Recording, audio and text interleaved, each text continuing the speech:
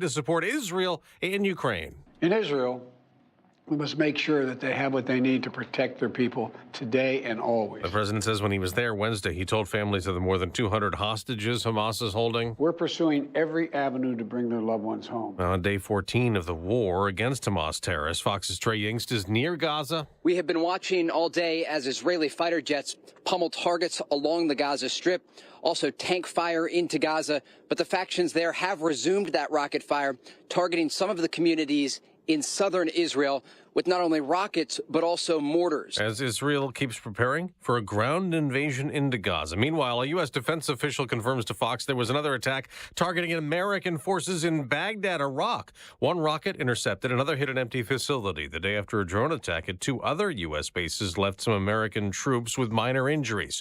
Now, the president bundling military aid requests for Israel and Ukraine did not go over well with some Republicans. Senator J.D. Vance tells Fox it's disgraceful. It is a separate country and a separate problem.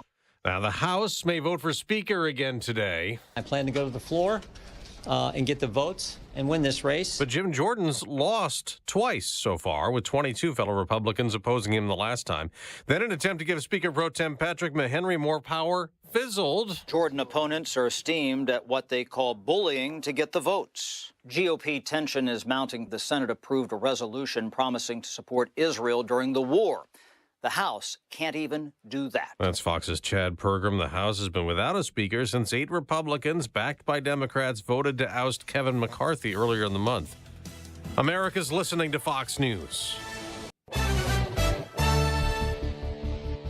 Showers, gray skies, 55 degrees, and 5:02 on AM 560. The Answer. Good morning. I'm Mike Scott. Chicago police are investigating after a group of protesters attacked an alderman, Julia Ramirez, and an aide during a Brighton Park protest.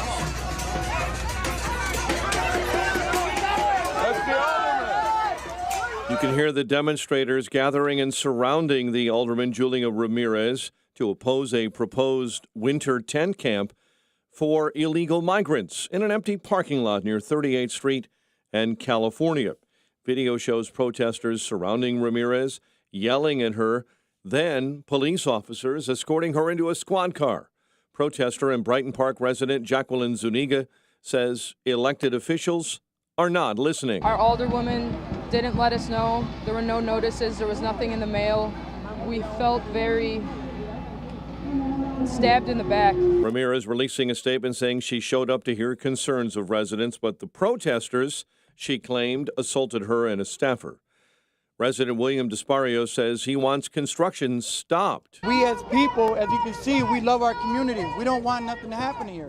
We don't want it, and we hope we can get it stopped. She called the experience disappointing. The mayor condemned the assaults. A recent poll regarding the state's Invest in Kids Act shows that more than half of Illinois residents favor its extension. However, Governor J.B. Pritzker continues to say the decision is not his. A poll by Impact Research shows that 56% of voters still back the program. On Thursday, Pritzker was asked if the program would be extended during the fall veto session that begins next week. Look, I've said that, and I think both sides are lobbying the various folks in the General Assembly. I will support it if it comes to my desk to extend the program in whatever form. Pritzker says the decision is not his, but he will honor whatever state lawmakers decide to do. The reality is that the legislature needs to go through this process, and I've said that from the very beginning. State Representative Brad Halbrook said in response, the right thing to do for Illinois families is to extend the program. Illinois Education Association President Al Yorens saying in a statement the program only helps, quote, white children, end quote. A man is accused of threatening to shoot two Muslim men in Lombard. Larry York appeared in DuPage County Court yesterday on hate crime charges. An attorney working for Illinois Comptroller Susana Mendoza has been fired after being accused of sending anti-Jewish, anti-Semitic messages on social media. Messages said, quote, all Zionists should pay, end quote, and referred to Jews as, quote, vermin, end quote. The Comptroller's office released a statement saying that the attorney admitted to at least some of the post. A woman in critical condition after falling off a moped and struck by a Jeep in Joliet yesterday morning. The victim dragged for about a mile under a Jeep Wrangler, then hospitalized. Shots were fired near Mather High School Thursday afternoon. 40th Ward Alderman Andre Vasquez saying in a statement, after school activities were happening when the shots were fired, several cars were damaged. The owner of a medical equipment company in Cook County and the company's biller are going to prison, convicted of defrauding the state of more than $100,000 in Medicaid funds.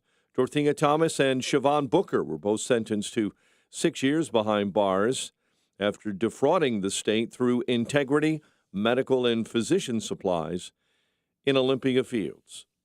In the second week of Illinois' gun ban registry of more than 2.4 million firearm owner ID card holders, only 1,600 have disclosed that they own an item that may be banned by the state. Illinois State Police have said those who purchased firearms during the time there was an injunction against the law still won't be able to file a disclosure affidavit in compliance. State Senator Jason Plummer tells us that's wrong, and if the law is upheld by the courts, he's looking to pass a bill to hold those firearm owners harmless. Not set them up to be penalized for doing what millions of people do every year across the country. A separate bill from State Rep. Amy Ellick would require the state to destroy gun registry records if the law is struck down. A woman is accused of stabbing a 13-year-old girl and attacking two other people on Chicago's west side. Kiara Roberts faces multiple charges. She was arrested Wednesday. Chicago police are looking for a woman who sexually assaulted a teen boy while claiming to be a substitute teacher. Police say the suspect picked up the 15-year-old October 10th near 111th and Wentworth. The woman said she was substitute teaching at Butler College Prep before attempting to unzip the teen's pants multiple times. She then dropped him off. The Blackhawks got just 18 shots on goal in a 4-0 loss to Colorado last night. Bulls struggled in the third quarter of their 114-105 preseason loss to the Timberwolves at the UC. Jaguars kick off Week 7 with a 31-24 win over the Saints on Thursday Night Football.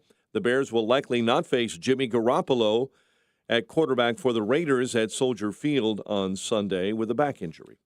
The news, a service of Dan and Amy 24/7. Listen now, danandamy247.com. A check of traffic and weather is on the way next on AM 560. The Sean Thompson Show. Our debt sits at $33 trillion. We've got a dementia-ridden moron, the most obvious corrupt asset of enemies, foreign and domestic, this country's ever seen, pretending and staggering through the presidency. There's more nonsense. There's more chaos. There's more failure. And that is the smokescreen to cover up the most illegitimate government that this country has ever even imagined. The Sean Thompson Show, weekday afternoons at 4 on AM 560. The Answer.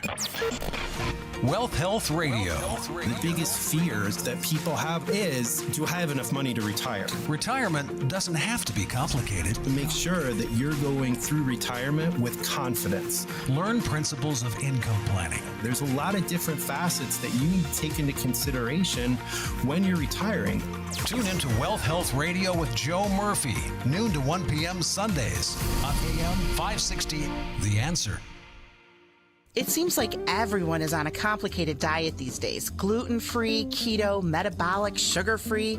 And with these diets comes special dietary protocol and food products. You can find plenty of advice on your social media sites, but you need expertise to purchase the right food items. A visit to Lil's Dietary Specialty Shop is necessary to shop the best food choices for a medical diet or health plan. Lil's Dietary Specialty Shop stocks all the hard-to-find foods you're looking for, like wheat and dairy alternatives, sugar-free baking mixes, healthy snacks, and more. There's no longer a reason to put off that diet you're supposed to be on when you have Lil's. The staff has personally researched and vetted each item in the store and has plenty of choices in stock. Lil's Dietary Specialty Shop on 111th Street in Mount Greenwood on the south side of Chicago. Stop in and shop in person or order online at lilsdietary.com and get your items shipped right to your home. lilsdietary.com. Shop, learn, and be healthy. When life ends, your legacy begins.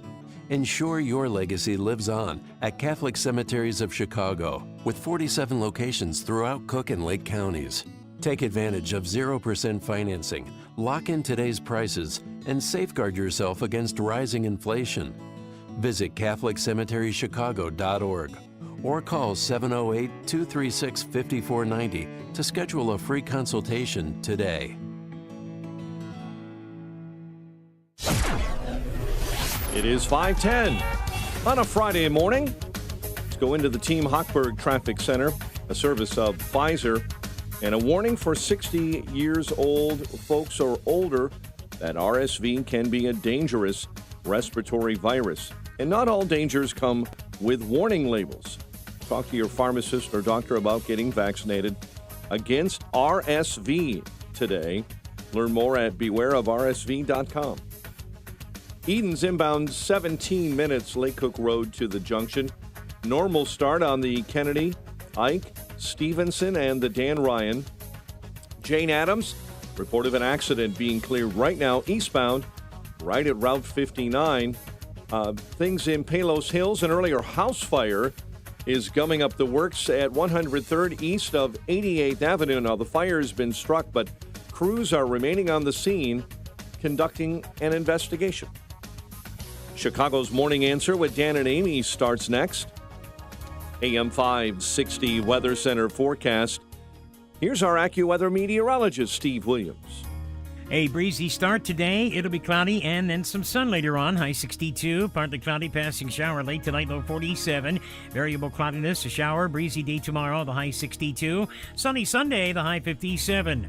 I'm Steve Williams on AM 560, The Answer. We're at 54 at O'Hare, 54 along Chicago's lakefront, 49 in Wheeling, and 49 in Aurora, 52 in Lansing. Your next news update, 5:30. Chicago's Morning Answers starts next on AM 560, The Answer.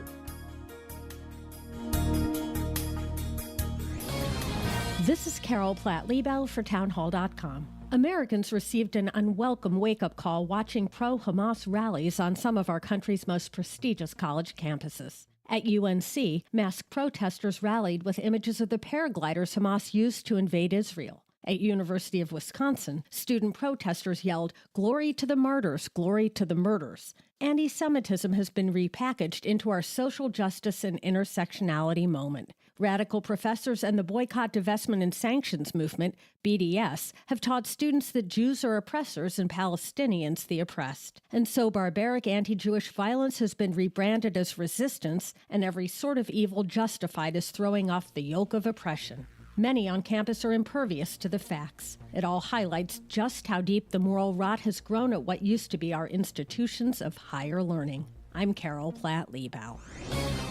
Publicpolicy.pepperdine.edu. At TJ Stearns Financial Planning in Arlington Heights, we offer several complimentary reports proactive investors should take advantage of before year end. Our Social Security Optimization Report shows couples how to possibly get up to $200,000 or more in additional lifetime benefits. Our Retirement Account Tax Optimization Report shows how to minimize the tax bill on your 401k and IRAs. This report could help you save hundreds of thousands of dollars or more in taxes over your lifetime. Our risk analysis makes sure your portfolio is in alignment with your goals. The Protect and Grow Written Plan brings all of these items together. Call now to request any of these free reports before the end of year rush puts proactive planning for this year in the rearview mirror. Contact TJ Stearns Financial Planning today. The first 10 callers right now will also receive a free copy of the new book, Solving the Modern Retirement Riddle. Call now to receive your free retirement report and book. 847-749-2295. That's 847-749-2295. Or visit tjstearns.com. Securities offered through TJ Stearns, a registered representative of Crown Capital Securities LP, member FINRA SIPC. I'm attorney Stephen Leahy. You may have heard me on the radio sharing information about taxes, the IRS, or some other legal topic. Over these many years, I've learned quite a lot about helping business owners. It's pretty complicated out there. Business owners must always be learning just to keep up. So I've put together an email newsletter where I share information with business owners for free. That's right, no charge. All you have to do is go to radiotaxman.com and provide your email address. That's it. You may wonder why I would do that. Well, I know business owners are going to need help now and again. Tax returns, IRS trouble, business structuring, tax planning, and a whole lot more. I also know that if I share accurate, important information with you, information you can trust, you may give me an opportunity to help you. That's it. You don't have to ask for my help, but I want to offer it to you. Pretty simple. Go to radiotaxman.com right now and sign up for my email newsletter. That's radiotaxman.com. It's free. Together we can fight back now.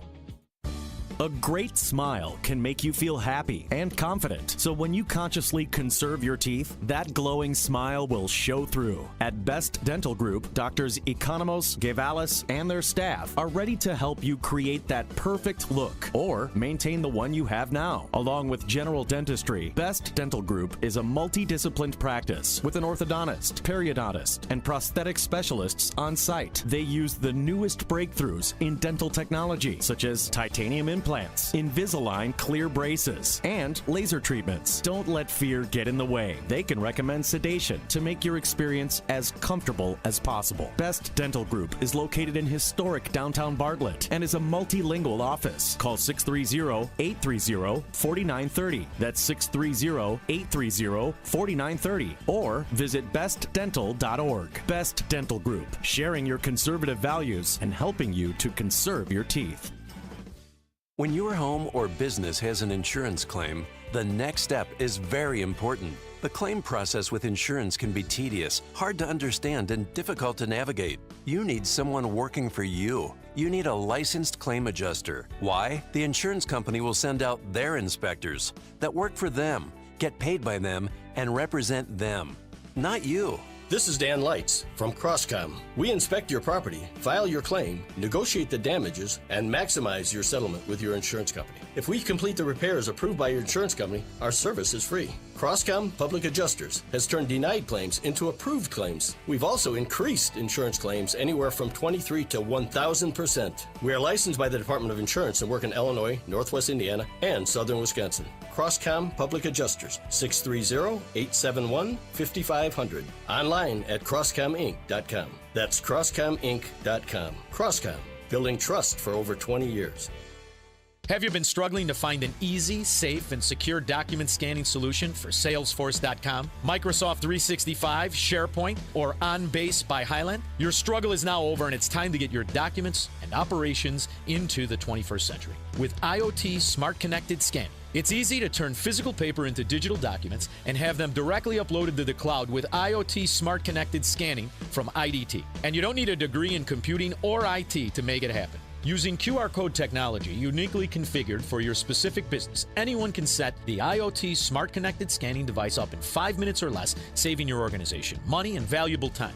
Remote employees can even capture documents and send them safely and seamlessly. Organize documents efficiently and securely with IoT Smart Connected Scanning from IDT. To see a demo or to order now, go to ready4idt.com. That's ready4idt.com. Use promo code SMART and receive 10% off your order. IDT, putting paper in its place. Portions of the following show may be pre-recorded. This hourly segment is brought to you by Scott Tucker Solutions and his show Retirement Decoded. Sunday mornings at 8. Learn more at scotttuckersolutions.com. Now, from the Signature Bank Studios. This is Chicago's Morning Answer with Dan Proft and Amy Jacobson on AM 560. The Answer.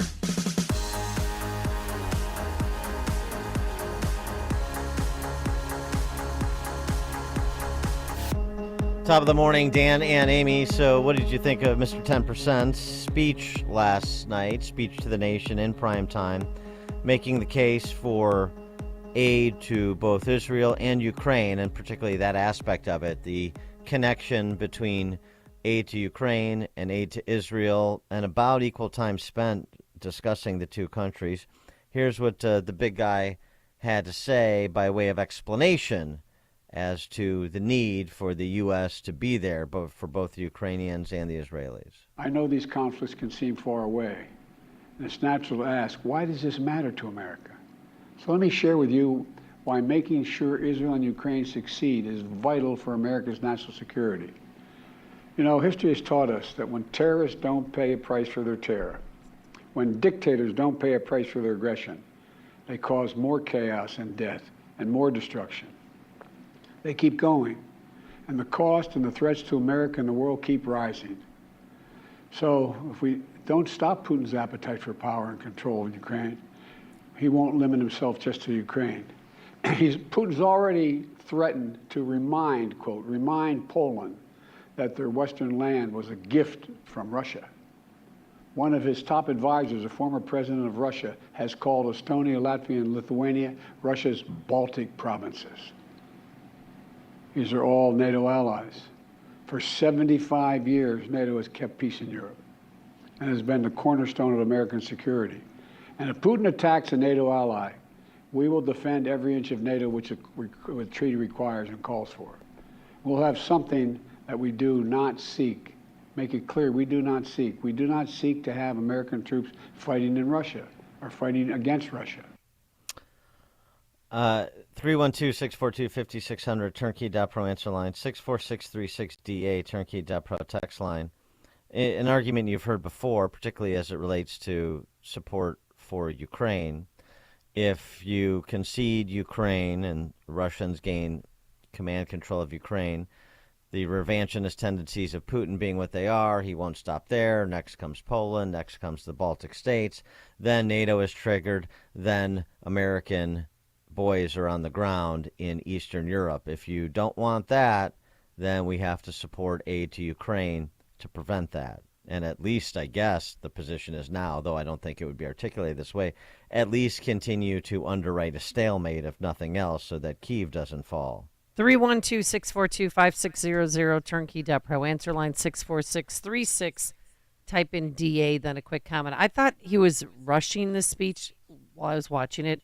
And then he jumped from Israel to Ukraine, back to Israel. I mean, I just thought maybe he mixed up his pages or the teleprompter might have been messed up.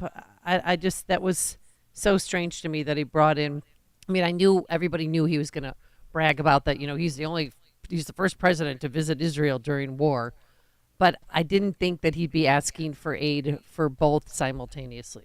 I mean, from his perspective, from the administration's perspective, some might say, J.D. Vance might say, from the war party's perspective, it is the smart political play to fold Ukraine into Israel, because there's not going to be much opposition to Israel, funding for Israel, support aid for Israel, particularly when the Israelis are doing all of the heavy lifting. There's not the prospect of some sort of NATO invocation that would ultimately, 2 steps down the road, put U.S. troops on the ground in the Middle East, although, of course, we have footprints everywhere. But, you know, the levels that we're talking about beyond tactical teams and special forces. So it's smart for him to do that. Now, again, Ukrainians are obviously shouldering the overwhelming majority of the burden, too, in trying to repel the Russians. But it just doesn't the geo implications are different. Regardless, sure, it makes sense, because he knows there's some opposition or certainly some skepticism to the blank checks that are being written to Ukraine. And so fold in something where there is little opposition and little skepticism. Also, I mean, it's a much smaller dollar amount. He's reportedly going to ask for $60 billion for Ukraine. Right. It's going to be a much smaller dollar amount for Israel. And you know Israel is not in the position of Ukraine, which is trying to stave off an incursion. Israel is now on offense in response to the terrorist attack. So the dynamics are not the same, but the politics of Israel and Ukraine makes sense for him to throw them together, because, you know, sort of one begets the other, and that's what he's attempting to do. Right, but I do. just felt like he was preparing us for World War III. Am I crazy? Well, yeah. Well, I mean, I just felt like this is happening here, this is happening, and prepare yourselves. And God bless our troops, and I don't know. Well, when he says, I mean, that this is the sort of saber rattling, if you will, in the direction of the American people. If you don't support the continued aid to Ukraine, then American boys are going to be on the ground in Eastern Europe. That's essentially what he's saying, and that's the way to say, okay, well, we certainly don't want that. We don't want American troops in harm's way in Eastern Europe. There's overwhelming opposition to that. So, okay, we'll spend another $60 billion because in the grand scheme of things, what's $60 billion to this government? Marty, Naperville, you're on Chicago's Morning Answer. I know it wasn't the premise of his speech, but it got nothing about the border and our national security. Number two, you want to keep begging for money and Zelensky walking on his hand down. Start showing some accountability to where this money is going. You're right, Dan. $60 billion is a drop in a bucket. But where's it going? Well, we're giving $60 billion of aid to them. And then I hear we're supporting their economy, their small businesses. It's ridiculous. These blank checks got to end. Start getting some accountability as to where this money's going, and also how much money are these NATO countries putting into this stuff? All I hear is NATO.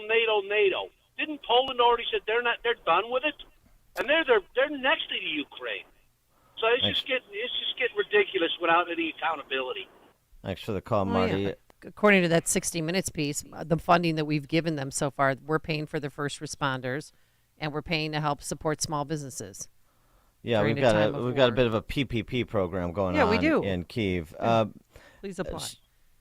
But our enemies are watching, and this was the other sort of argument that Biden made, that this has national security implications domestically, not just sort of international stability and our general interest in that, but specifically our enemies are watching. If we walk away and let Putin erase Ukraine's independence, would-be aggressors around the world would be emboldened to try the same. The risk of conflict and chaos could spread in other parts of the world, in the Indo-Pacific, in the Middle East, especially in the Middle East. Iran is supporting Russia in Ukraine, and it's supporting Hamas and other terrorist groups in the region, and will continue to hold them accountable, I might add. Yeah, well, it's interesting that he made that enemies are watching argument because, of course, they were watching when you withdrew from Afghanistan, too, and how catastrophic that was. That did not inspire a lot of fear of America, did it? And I'm glad he brought up Iran because they're watching and they're funding Hamas and Hezbollah, and we're funding them, and well, specifically you. The Heritage Foundation has put together the numbers on this, and they calculate Iran has received about $70 billion more under Biden than it would have under Trump. So, and we can break that down. It's not just the $6 billion for hostages. It's not just the additional, I think they calculated closer to $50 billion in excess oil revenues because of this administration's energy policy. There are other streams of revenue flowing to Iran because of Biden policy. So, I mean, just think about that. He's calling for $60 billion for Ukraine to repel the Russians and some aid to Israel to support their advance on Hamas, while he's actually provided more funding to Iran than he's calling for Ukraine to repel a expansionist totalitarian despot in Putin, while he's underwriting expansionist totalitarian despots in Tehran. And if you can unpack that, then, you get an honorary degree from the John F. Kennedy School of Government at Harvard. Dan and Amy, Chicago's Morning Answer. Using the AM 560 mobile app. Download it today at 560theanswer.com/mobile. When you're serious about your concealed carry training and education and are ready to learn from an active police officer with a teaching degree, check out Illinois Concealed Carry Training in Midlothian. You'll learn safe, responsible firearm use, home defense planning, conflict avoidance, situational awareness, and how to remain physically, morally, and financially safe in the event you must use your firearm in self-defense or the defense of another. Weekday and weekend classes available. I'm Sergeant Gary Carr, police firearms trainer and the owner of Illinois Concealed Carry Training. We'll arm you with what really counts: knowledge and training. All concealed carry curriculums are not created equal. This may be the single most important decision you'll ever make for yourself and your loved ones. Choose between 3 and 16-hour classes that are available both weekdays and weekends. We are your one-stop for concealed carry classes, fingerprints, and legal defense plans. Register for a class today and get 10% off class fees with promo code AM560. Visit IllinoisConcealedCarry.com. That's IllinoisConcealedCarry.com. A storm is on the horizon, and you need to keep the lights on no matter what. Your business relies on the power being on 24/7. It's the lifeblood of your data and computer systems. Weather-related outages from the power company are not acceptable. Your need for a source of power that's reliable 24/7, along with round-the-clock service that can dispatch technicians to your site immediately, is mission critical. Your business needs Charles Equipment Energy Systems on speed dial. These are the big boys, not residential or solar, but reliable industrial generators for emergency backup or events. When you need more than a 100-foot extension cord plugged into a small engine generator, call Charles Equipment Energy Systems. They keep the lights on with rental generators for job sites or power outages. A storm is on the horizon. Plan ahead. Call now to prepare generators for storms and potential power outages. Call 630-834-6000, 630-834-6000, or charlesequipment.com. AM 560, The Answer. All right, coming up on Chicago's Morning Answer. In his speech last night, Mr. 10%, the big guy, President Biden, also had a hate has no home here portion. But hate does have a home here, particularly in areas controlled by the left, like college campuses. We'll tackle that aspect of his remarks at 5:38. And later, oh my gosh, Alderman Byron Signo Lopez leaves the border trip early once he hears that a fellow alderman was allegedly attacked by protesters. We'll explain. But now let's head into the newsroom. Here is Mike. 55 degrees at 5:31. Israel bombarding Gaza this morning, hitting areas to the south, while also evacuating a sizable Israeli town in the north near the Lebanese border. The latest sign of a potential ground invasion of Gaza that could trigger some regional turmoil. President Biden is appealing to American citizens for backing in the wars in Israel and Ukraine. So I caution the government of Israel not to be blinded by rage. And here in America, let us not forget who we are. We reject all forms of hate. During a rare primetime address, Biden argued for support for the two nations and that they are key to national security. And also his top priority is getting captured Americans home. As I told the families of Americans being held captive by Hamas, we're pursuing every avenue to bring their loved ones home. As president, there is no higher priority for me than the safety of Americans held hostage. The president plans to send Congress a supplemental funding request, reportedly totaling $100 billion. A travel advisory has been issued for all Americans currently outside of the U.S. House Foreign Affairs Committee Chairman Representative Michael McCall explains why he thinks the advisory is unprecedented. Hamas keeps talking about a global jihad. What we worry about the most is Hezbollah lighting up with its 100,000 rockets, and then all of a sudden Jerusalem becomes their mecca for jihad, from all these various countries around the world. I think here in the United States, I'm particularly concerned about synagogues. Ohio Congressman Jim Jordan this morning is set to hold a press conference at the U.S. Capitol. Jordan says he has plans to go to the floor for a third time to try to get votes to win the speaker's race. I want to go talk with a few of my colleagues. Particularly, I want to talk with the 20 individuals who voted against me so that we can move forward. Republicans have been meeting behind closed doors trying to find a path for Jordan, but so far have come up short. Chicago police are investigating after a group of protesters surrounded Alderwoman Julia Ramirez and an aide in Brighton Park.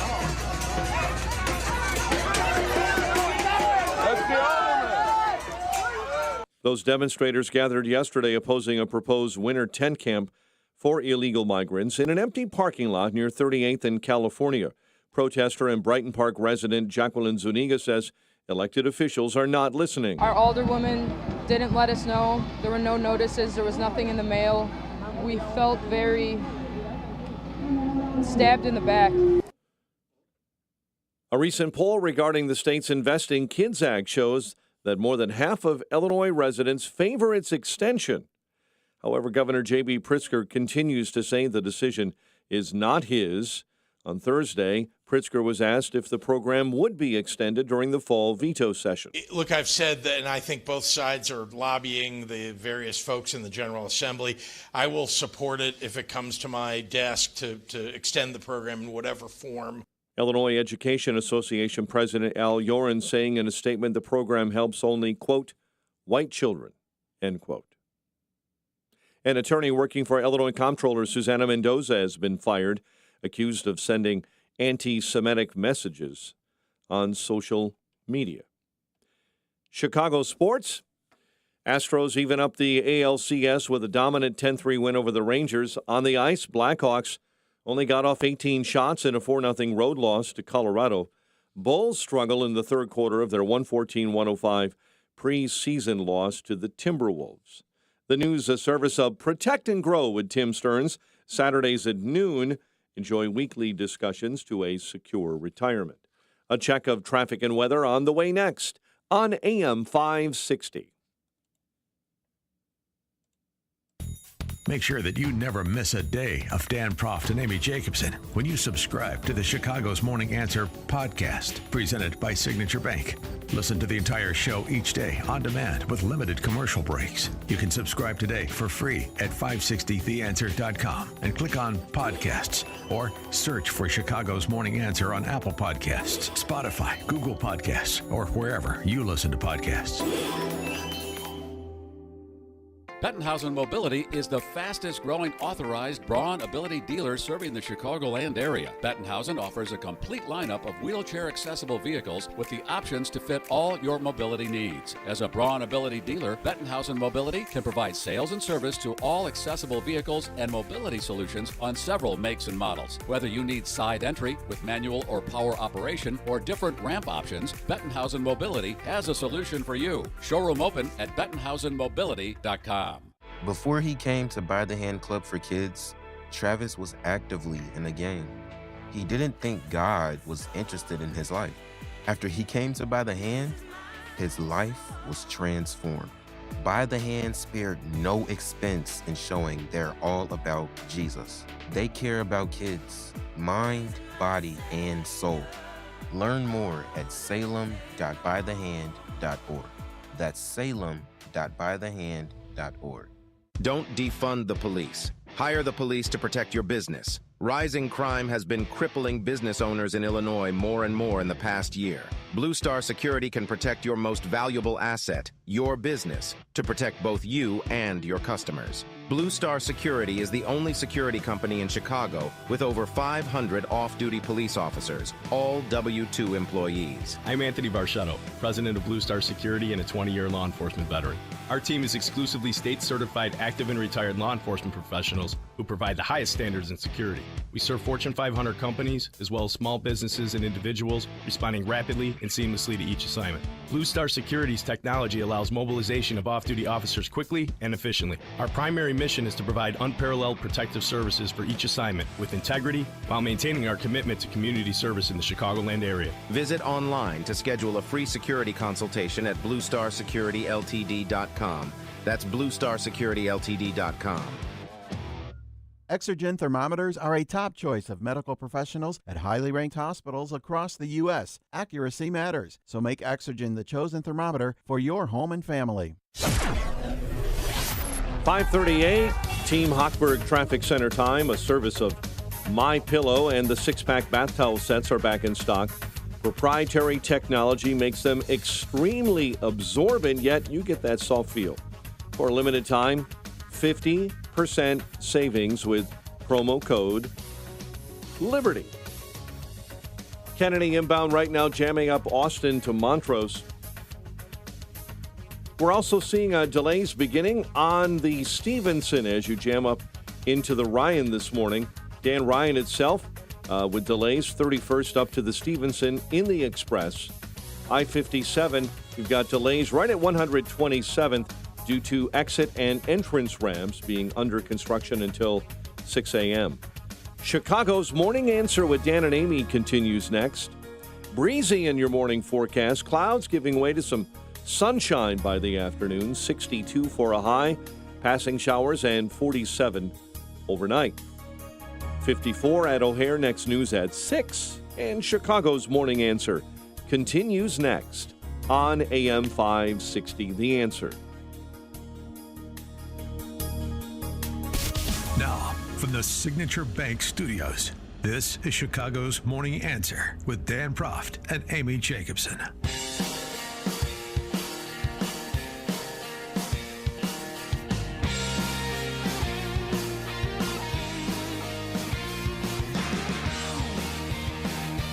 Top of the morning, Dan and Amy. We're talking about the speech offered by Mr. 10%, the big guy, President Biden, last night.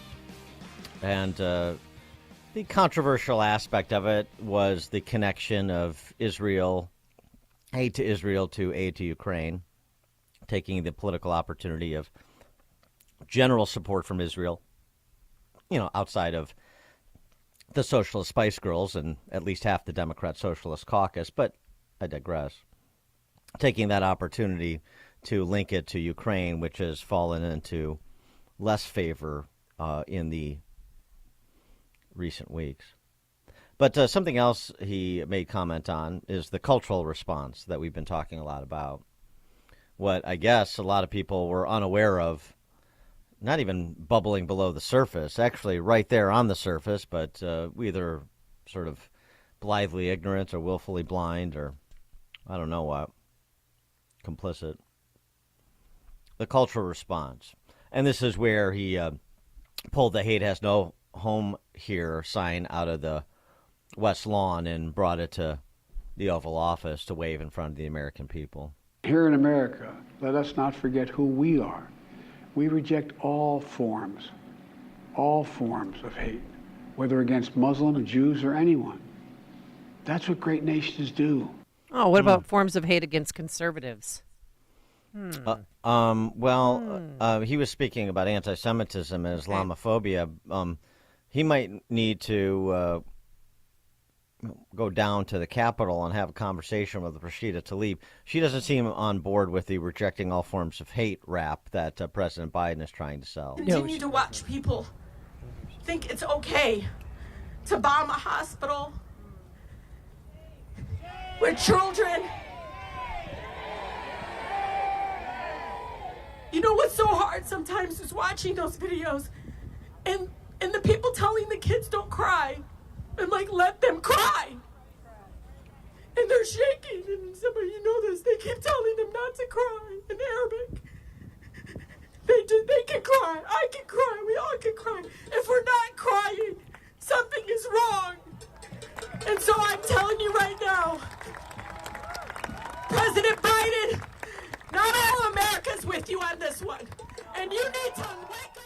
Yeah, President Biden, not all of you Americans with you on this one of not giving way to our rage, as he warned the Israelis not to do, indulging in hatred, as he warned America not to do. Of course, he has been a cipher, a front man for this illiberal, bigoted, identitarian mob that has taken control of the left in this country. Even the otherwise buttoned-down members of the left that have posts that confer them great social status and allow them to enjoy untold riches. At the base of it is Rashida Tlaib. That's the unvarnished version of what that party represents, identitarian politics. And that's where it goes. Thomas Sowell, in that interview he gave a couple weeks ago with Peter Robinson on the occasion of his latest book, Social Justice Fallacies. He was asked that question. If the social justice warriors in this country, another way to say the left, if they got everything they wanted, what do you think would be going on? And Thomas Sowell's response was, quite simply, we'd be killing each other. And that's exactly right. And if you don't believe that, all you have to do is look at institutions or regions that have been completely given over to identitarian politics and see what's happening or what's on the cusp of happening. And I can think of no other country than Venezuela. That's why there's some tens of thousands of them leaving Venezuela, because they have a dictator in charge, and it has ruined their society. Okay. On college campuses, why don't we go there, since this is the leading repository of hate and intolerance and ignorance, ironically, in the country. UC Davis. Here we go again. This is the third example we've offered in the last 24 hours. Trans USC Davis assistant professor threatens Jewish journalists and their children. They should fear us. Gemma DeCristo. Don't call me Jeremy. One group of people we have easy access to in the U.S. is all these Zionist journalists who spread propaganda and misinformation. They have houses with addresses, kids in school. They can fear their bosses, but they should fear us more. The post was punctuated with emoji images of a meat cleaver, an axe, and 3 drops of blood. That's what you're getting on college campuses these days. No, it's not the entire professorate, but it is a element of the professorate that is allowed to run wild and say these sorts of things, just like at the School of the Art Institute we talked about yesterday, just as that editor-in-chief of the Law Review at NYU Law. By the way, all 3 of those trans. Very interesting. Yep. Just remember the identitarian politics thread that runs through all of this. One Columbia University professor, he's had enough. Get a load of what this business school professor at Columbia, Shai Davide, had to say at this vigil on the campus of Columbia. Here's what he's saying about where colleges are today, what we've seen now exposed, what they can and can't do, and what you should or shouldn't do in terms of sending your kids to these places. And he's specifically targeting the elite schools, the Ivy Leagues, the schools, the Stanfords, the Northwesterns.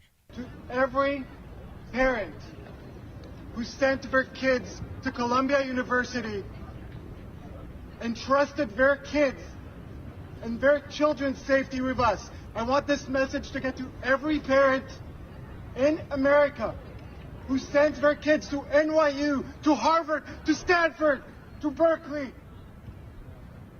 And I want you to know one thing. We cannot protect your child.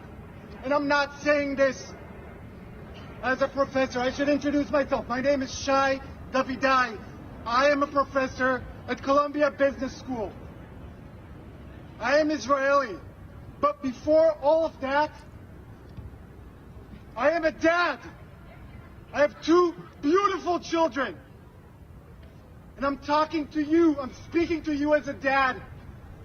And I want you to know, we cannot protect your children from pro-terror student organizations because the president of Columbia University will not speak out against pro-terror student organizations, because the president of Harvard University, because the president of Stanford, because the president of Berkeley, they will not speak out against pro-terror student organizations. 312-642-5600, turnkey.pro answer line. 64636DA, turnkey.pro text line. Do you, particularly for parents who have kids in college, do you feel like your kids are unsafe because of the existence of, now, if you didn't know, now what you do see, these student organizations that are apologists, if not proponents, of terrorist organizations like Hamas? Do you really think that they're unsafe on campus because of this? You have college age I know. kids. I don't, and I've been talking to them, like, what's your position on this? Where you stand? They're like, Mom, we're not getting involved in these pro-Palestinian marches. They don't feel unsafe. But there is pressure, to join them, to go on the marches, but they're not going to do it. But I feel bad. You can feel the pain you can hear the pain in his voice of, how the hatred has now come to roost. People are now waking up to seeing what college campuses and what some professors are all about. He went on to recite the sort of obvious arguments against Hamas and the terrorist attacks, the idea that kids are legitimate targets now, and this is something that is being glossed over on college campuses. To the students, to the pro-terror student organizations at Columbia, my 7-year-old son is a legitimate target of resistance just because he's Israeli. I have a 2-year-old daughter, a feisty 2-year-old daughter. She has 2 songs that are her favorite, Baby Shark and Shake It Off by Taylor Swift. And yet, to the pro-terror student organizations on campus here and at Harvard and at NYU and at Stanford and at Berkeley and at Northwestern, my 2-year-old daughter is a legitimate target of resistance. That is what they are selling. You are allowed to murder and kidnap my 2-year-old daughter in the name of resistance. And none of the presidents of universities all around the country are willing to take a stand. This is what cowards do. 312-642-5600, turnkey.pro answer line. You can also reach us on our text line, 64636. Type in DA, then a quick comment. So here's what Professor David Dye wants you to do. If you're a parent of a student at these colleges or colleges that are similarly disposed, or if you're not, but you're a taxpayer who in part funds these colleges at some level. Every concerned mom, every concerned dad in around the United States. And I want you all tomorrow morning to call your kids' college, your kids' university, and ask them one simple question. Will you protect my child from pro-terror student organizations? And if your kid is not yet in college, but you are a concerned parent or a concerned grandparent, I want you to call your senator, your representative in Congress, your governor, your mayor, and I want you to ask them, are the colleges in my city, in my state, who are funded by taxpayers' money, are they harboring pro-terror student organizations? We know St. Xavier College, which is supposedly a Roman Catholic, they are. I can guarantee you Northwestern is. University of Illinois. University of Chicago. Are you going to check on your alma maters or where your kids go to school or the colleges you fund? 312-642-5600, turnkey.pro answer line. 64636DA, turnkey.pro text line. I watched this Columbia professor's rant, and, at first I thought it's a little over the top. This whole, your kids aren't safe. And so, these bedwetting college students are not that intimidating. And, they're mostly, virtue signaling peahat ninnies. Well, it's the cool thing to do now, Dan, to be pro-Palestinian. Yeah, but the question is he being over the top about safety on campus? Oh, why don't you think so? Well, because they think there's always some crazies out there that are going to target Jewish people, and especially now. I mean, our State Department warning people overseas, and then even Christopher Wray here at home, and the FBI saying, be very vigilant in these trying times right now. Be vigilant. Uh-huh. Yeah, and for a possible terrorist attack. That is me. I mean, I've been walking out to my car. Well, I'm not going to say, but I'm just prepared for something. So you got to protect yourself. Do what you have to do. So we're all waiting for university presidents to issue their condemnations, and then everything will be right with the world. That's the part that I'm a little lost on with respect to the professor. I really don't care what the president at Northwestern or Columbia or Harvard or Berkeley or Stanford has to say. I already know who they are. So if they go through the motions like President Biden is going through the motions, that doesn't impress me, number one. But more importantly, I don't think it accomplishes anything in terms of advancing a more civilized culture in this country or in the West generally. It's not going to make it better. But that's not to say that there might not be something to what the professor is saying. So I thought he was being a little over the top. I definitely don't care about the university presidents issuing statements, but he might be onto something. And I thought more about this after reading a piece by Professor Gary Morrison, who's a Slavic languages professor at Northwestern, which I'll get to in a second. But let's take some calls. Clay in Libertyville, you're on Chicago's Morning Answer. Morning, Dan and Amy. First and foremost, I finally heard a ad for By the Hand on 560 this morning. If you guys aren't aware what that is the best place you can give your money. Like 99 cents of every dollar goes actually helping Chicago kids. I've met the starter of that group. It is fantastic. She really genuinely cares about the kids. But to continue the conversation, who cares what this guy says? Who cares what this guy says? He's crying. Okay, guess what? It's a college. There's always going to be extreme ideas thrown around every which way. Definitely do not let this guy know that Biden just gave, $6 billion to Iran. Definitely do not let this guy know that Biden lifted the restriction on Iran's ability to sell gas and created like $60 billion worth of revenue. Do not let that guy know that, because if this is the way he's reacting to his kids hearing different ideas, that guy's going to crap himself when he realizes how much money is actually gone to terrorists. All right, thanks for the call, Clay. Greg, Jefferson Park. Hey, good morning, guys. This guy, welcome to the United States. You got the overwhelming majority of the Jewish people in this country are progressive leftists, and you reap what you sow. If this guy's serious about fighting the good fight, get on a plane, head back to the homeland, pick up a gun, and go take care of business. Guys, have a good one. Okay, Greg. Mary Kay, Western Springs. Hey, good morning. My daughter spends all of her time, which her job now is with the Leadership Institute. She goes to college campuses every day. Yep. And, I was more afraid of her getting robbed or jumped in the U Chicago parking garage and all the other places that she visits every day. She's there to start, political clubs with kids and get them involved in politics, conservative politics specifically.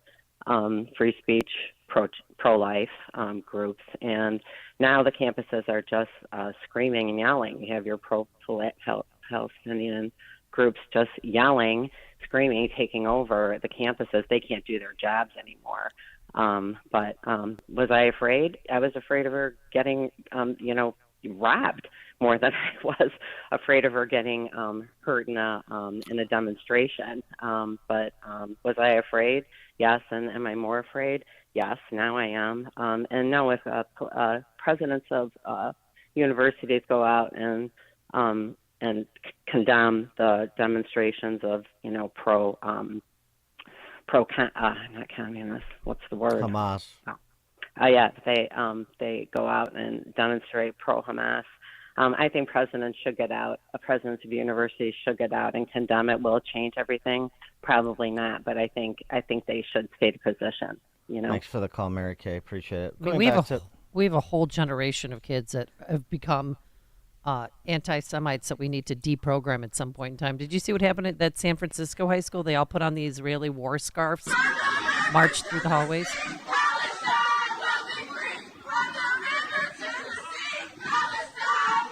And basically that means the elimination and destruction of Israel when they chant that. All right, we'll get to why this matters on college campuses and K through 12 campuses as well. Is it unsafe now? Is this just kids that have been indoctrinated and they're just virtue signaling to feel part of something big, to feel like they're on the right side politically, to indulge their self-righteousness like their teachers and professors do? Or is there something a little bit more concerning to consider? We'll tackle that as we move into a discussion about the protesters in Brighton Park who confronted their alderhuman yesterday. That's at 6:06. Yeah, and did he really have to go to the hospital? One of her aides. That's in question. But now let's head into the newsroom for news here at home and around the world. Here's the one and only Mike Scott. Good morning, Mike. CPD investigating after protesters attack staffers of a Chicago alderman. Attorney with the Illinois Comptroller's Office fired over anti-Semitic messaging.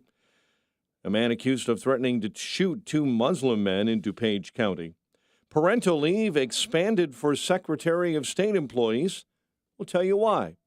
WIND Chicago News Time is 6 o'clock. He wants the U.S. to do more to help Israel. I'm Dave Anthony, Fox News. The United States and our partners across the region are working to build a better future for the Middle East. President Biden addressing us from the White House, where Fox's Jared Halpern reports. Describing Hamas as pure, unadulterated evil, the president says the U.S. must ensure Israel has what it needs to protect its people today and always. That will sharpen Israel's qualitative military edge. President Biden says a security package will also make sure other hostile actors know Israel is stronger than ever and prevent the conflict with Hamas from spreading. But a majority of the president's $100 million request to Congress isn't military aid to Israel. Some of it's for Ukraine, a lot of it, to fend off Russia's invasion. Weapons they need to defend themselves and their country without interruption. Some Republicans do not support that. Presidential candidate Vivek Ramaswamy says, I am worried from Ukraine to what's happening in the Middle East. We are quietly sleepwalking our way into World War III. And Day 14 of Israel's war against Hamas, and as both sides keep attacking each other, a ground invasion is considered imminent. Israeli Defense Forces Lieutenant Colonel Peter Lerner tells Fox. Israeli society is very, very prepared for a long fight against this terrorist organization. We'll hear from Jim Jordan this morning, and he may seek a third vote in his attempt to be House Speaker. Congressman Scott Fitzgerald supports him and just told Fox Business. We're not sure. You know, a lot can change even overnight on where some of these members are. Some Republicans refused to back Jordan. He came up 17, then 18 votes shy in 2 prior attempts. A circuit court judge was gunned down in his own driveway last night in Hagerstown, Maryland. Andrew Wilkinson found shot, bleeding, rushed to a hospital where he died. Police still looking for the killer. In Washington, D.C., a police officer was shot and seriously wounded, but is stable this morning. The gunman was killed and police returned fire. America's listening to Fox News. 54 degrees at 6:02 on AM 560. The Answer. Good morning. I'm Mike Scott. Chicago police are investigating after a group of protesters surrounded Alderman Julia Ramirez and an aide in Brighton Park.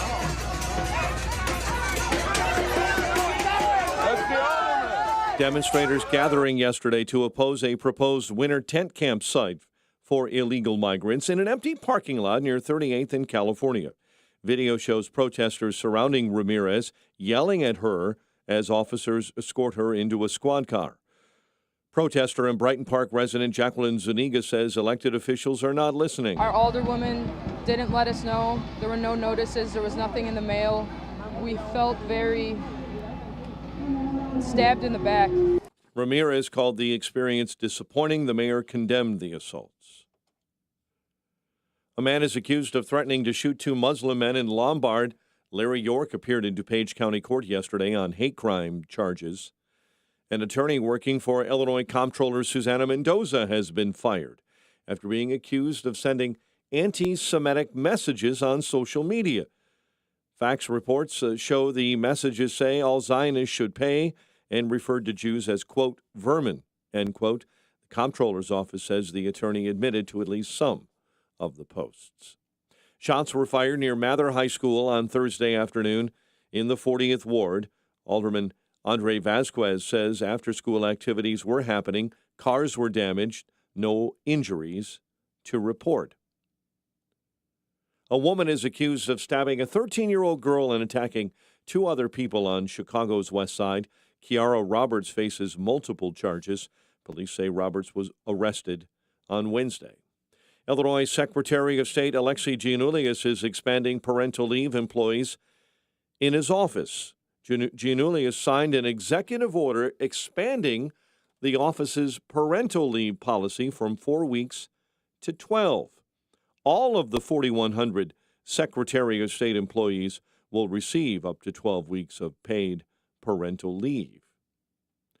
Baseball last night, Astros even up the ALCS with a dominant 10-3 win over the Rangers. Blackhawks 18 shots on goal in a 4-0 loss to Colorado, while the Bulls struggle in the third of their 114-105 preseason loss to the Timberwolves at the UC. Thursday night football, Jaguars beat the Saints. The news a service of the AM 560 store at am560theanswer.com/store. A check of traffic and weather on the way next on AM 560. Hi, I'm Martha Stewart. Every year, more than 4 million pets enter shelters here in the United States. My friends at American Humane have been helping animals since 1877. The goal is to ensure that pets have a safe shelter, especially during natural disasters. Adopting a shelter pet allows shelters to help more animals awaiting care. Please consider adopting today and take some time to learn more about American Humane's other work at americanhumane.org. Pure Talk, America's wireless company, is on a mission to alleviate $10 million in military debt by Veterans Day, but they're going to need your help. Now, Pure Talk will donate a percentage of every new order to this great cause. When you make the switch, they make it simple, fast, and easy to their super fast 5G network. Talk, text, plenty of data now, only at $20 a month. Do it right now. Dial pound 250. Say the keyword SAVE NOW. Make the switch to Pure Talk, and you can help a military member in need. It seems like everyone is on a complicated diet these days. Gluten-free, keto, metabolic, sugar-free. And with these diets comes special dietary protocol and food products. You can find plenty of advice on your social media sites, but you need expertise to purchase the right food items. A visit to Lil's Dietary Specialty Shop is necessary to shop the best food choices for a medical diet or health plan. Lil's Dietary Specialty Shop stocks all the hard-to-find foods you're looking for, like wheat and dairy alternatives, sugar-free baking mixes, healthy snacks, and more. There's no longer a reason to put off that diet you're supposed to be on when you have Lil's. The staff has personally researched and vetted each item in the store and has plenty of choices in stock. Lil's Dietary Specialty Shop on 111th Street in Mount Greenwood on the south side of Chicago. Stop in and shop in person or order online at lilsdietary.com and get your items shipped right to your home. lilsdietary.com. Shop, learn, and be healthy. Join us for the Bank the Blue Gala on Friday, October 27th at the Donald E. Stevens Convention Center in Rosemont. Welcome address by Masters of Ceremonies Fox 32 anchor Anita Padilla and sports anchor Lou Canellis as we raise both awareness and funds for our heroes in blue that need our support. Bank the Blue is a nonprofit organization that funds confidential mental health services and officer wellness programs for Illinois law enforcement officers. Local departments alone are unable to provide the mental health wellness services that their officers so desperately need. The goal of this event is to build awareness surrounding the importance of officer wellness, to combat the stigma associated with officers and mental health, and to fundraise for this important cause. We anticipate 1,000 attendees from both the law enforcement and civilian communities. The third annual Bank the Blue fundraising gala is on Friday, October 27th at the Donald E. Stevens Convention Center. Corporate sponsorship opportunities and individual tickets are available. Visit bankthebluegala.com for more details. That's bankthebluegala.com.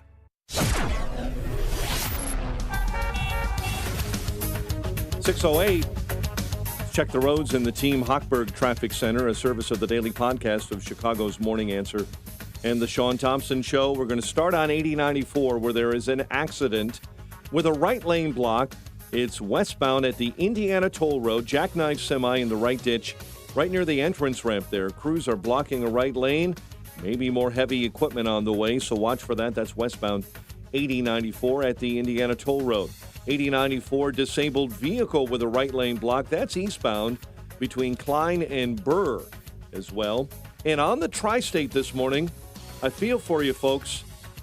Several vehicles, at least 4, have all hit the same debris pile, and there's flat tires everywhere.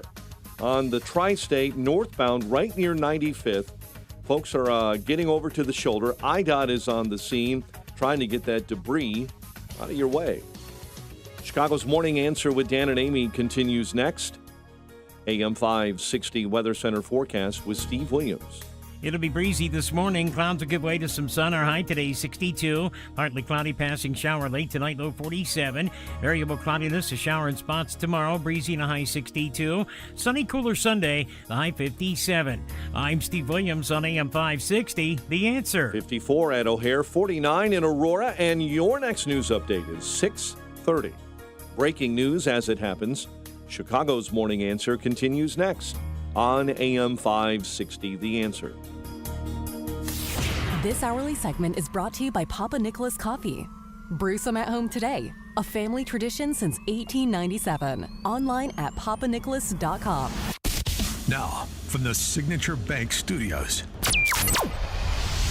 This is Chicago's Morning Answer with Dan Proft and Amy Jacobson on AM 560. The Answer.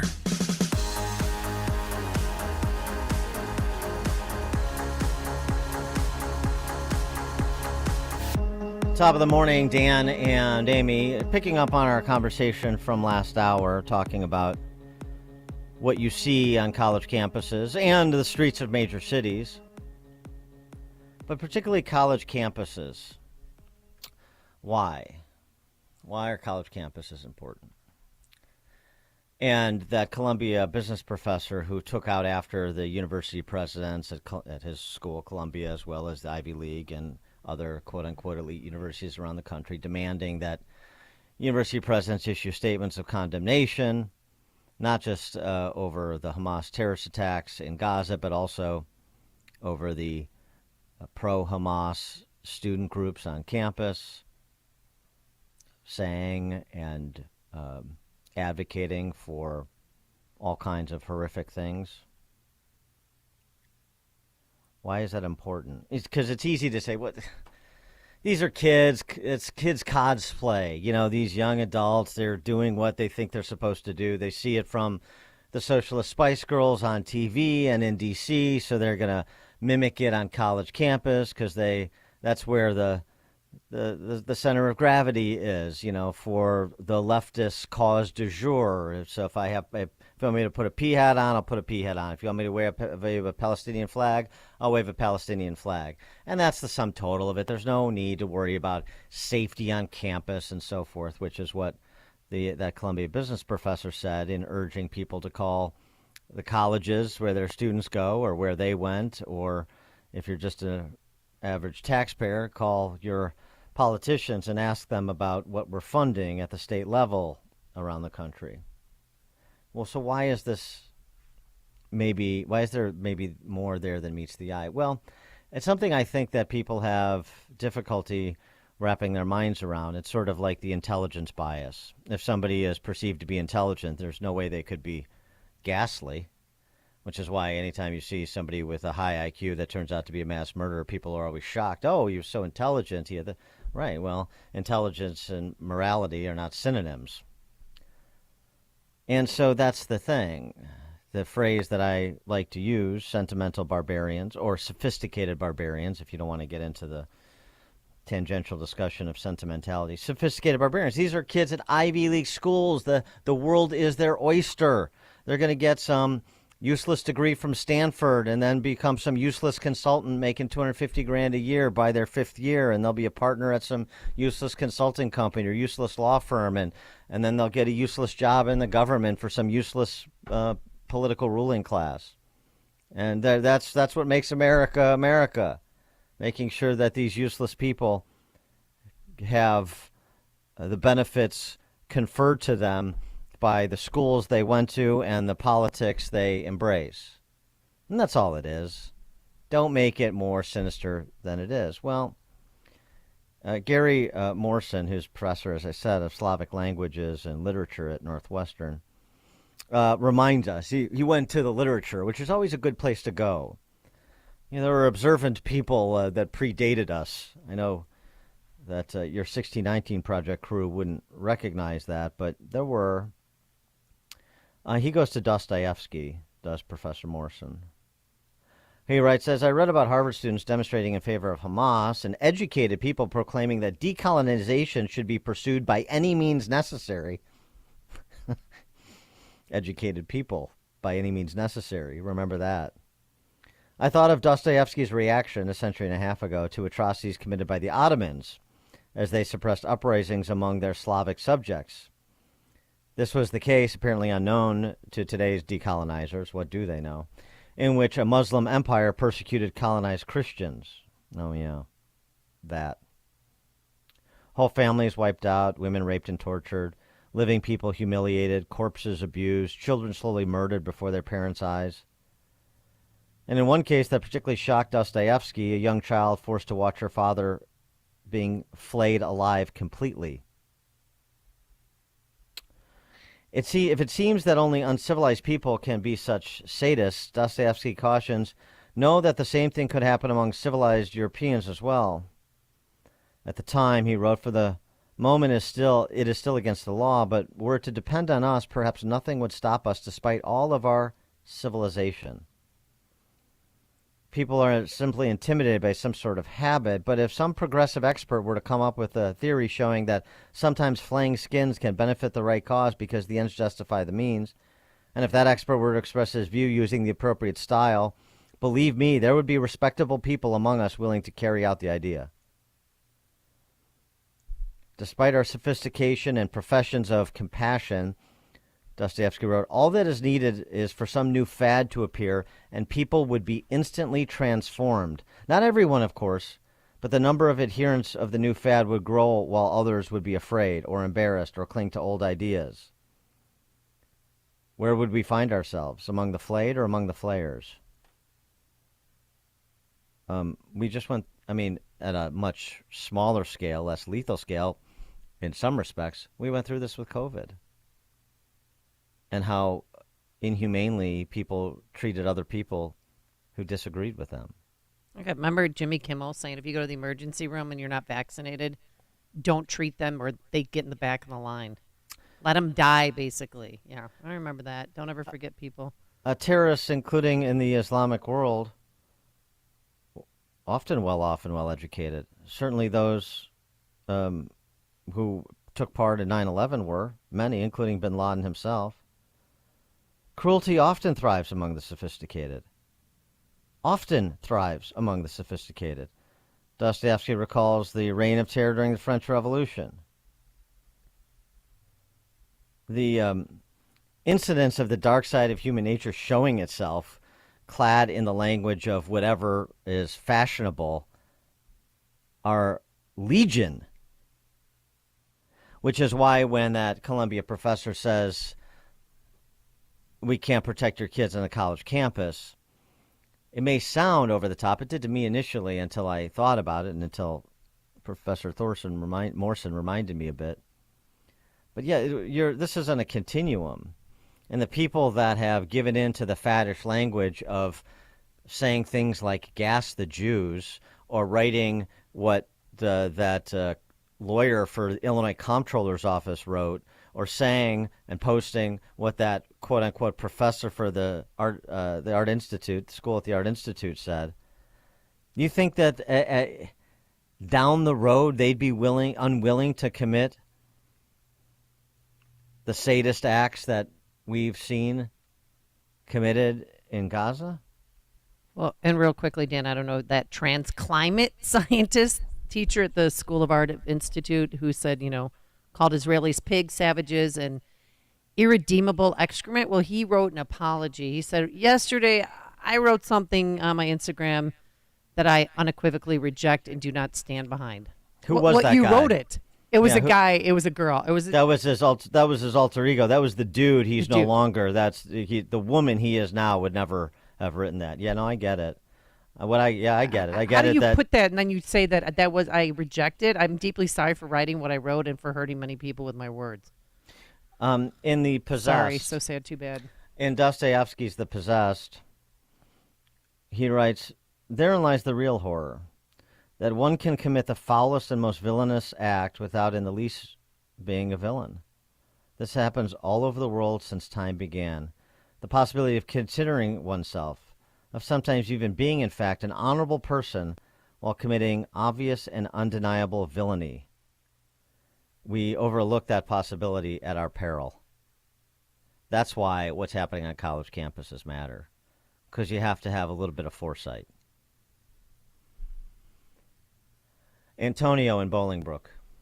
Good morning, Dan, Amy. I'm Antonio. I'm also the chairman for DuPage Township Republican organization. Okay, great. Tuesday, I had to go to our township meeting and the board demands Reem Townsend, our township trustee's resignation. Reason why is because the previous Sunday, while this massacre was going on, she decided to post on her Facebook page, word for word, Hamas's press release of Israel's a terrorist country. Any act against them is an act of, liberation, and it's justified. It's sad. I mean, if you saw the board's response, and so far they've done nothing. And I'm not stopping, and I've reached out to the ADL and everybody. But it's how numb people are, how hypocritical, especially these people that claim they're anti-racism and they're anti-hate, and their whole world is that. And the first chance they get, like what you just spoke, the next fad, they're on it. Thanks for the call, Antonio. Good luck out there. Skip the ADL and go right to the neighborhoods. Do you know who's representing you? Do you want me to show you who you voted for? That would be a great campaign for the Republican Party. I know at the state level it doesn't exist, but maybe at the granular level in places like Bolingbrook with Antonio, they could. Do you want me to show you who you voted for? Here's the person you voted for. Perfect. Here's who they are. You had no idea, probably. I'll give you the benefit of the doubt. Maybe you don't deserve it, but I will anyway. Here's who you voted for. You gonna stick with that? Kelly in Lamont, you're on Chicago's Morning Answer. Hi, I just wanted to contribute by saying that I've heard people in the past say that the importance of capturing the universities and the other forms of higher education is because these are the people that exactly are going to be going in and eventually working in the additional branches of government. We've all heard of the fourth additional branch of government, which is the administrative state.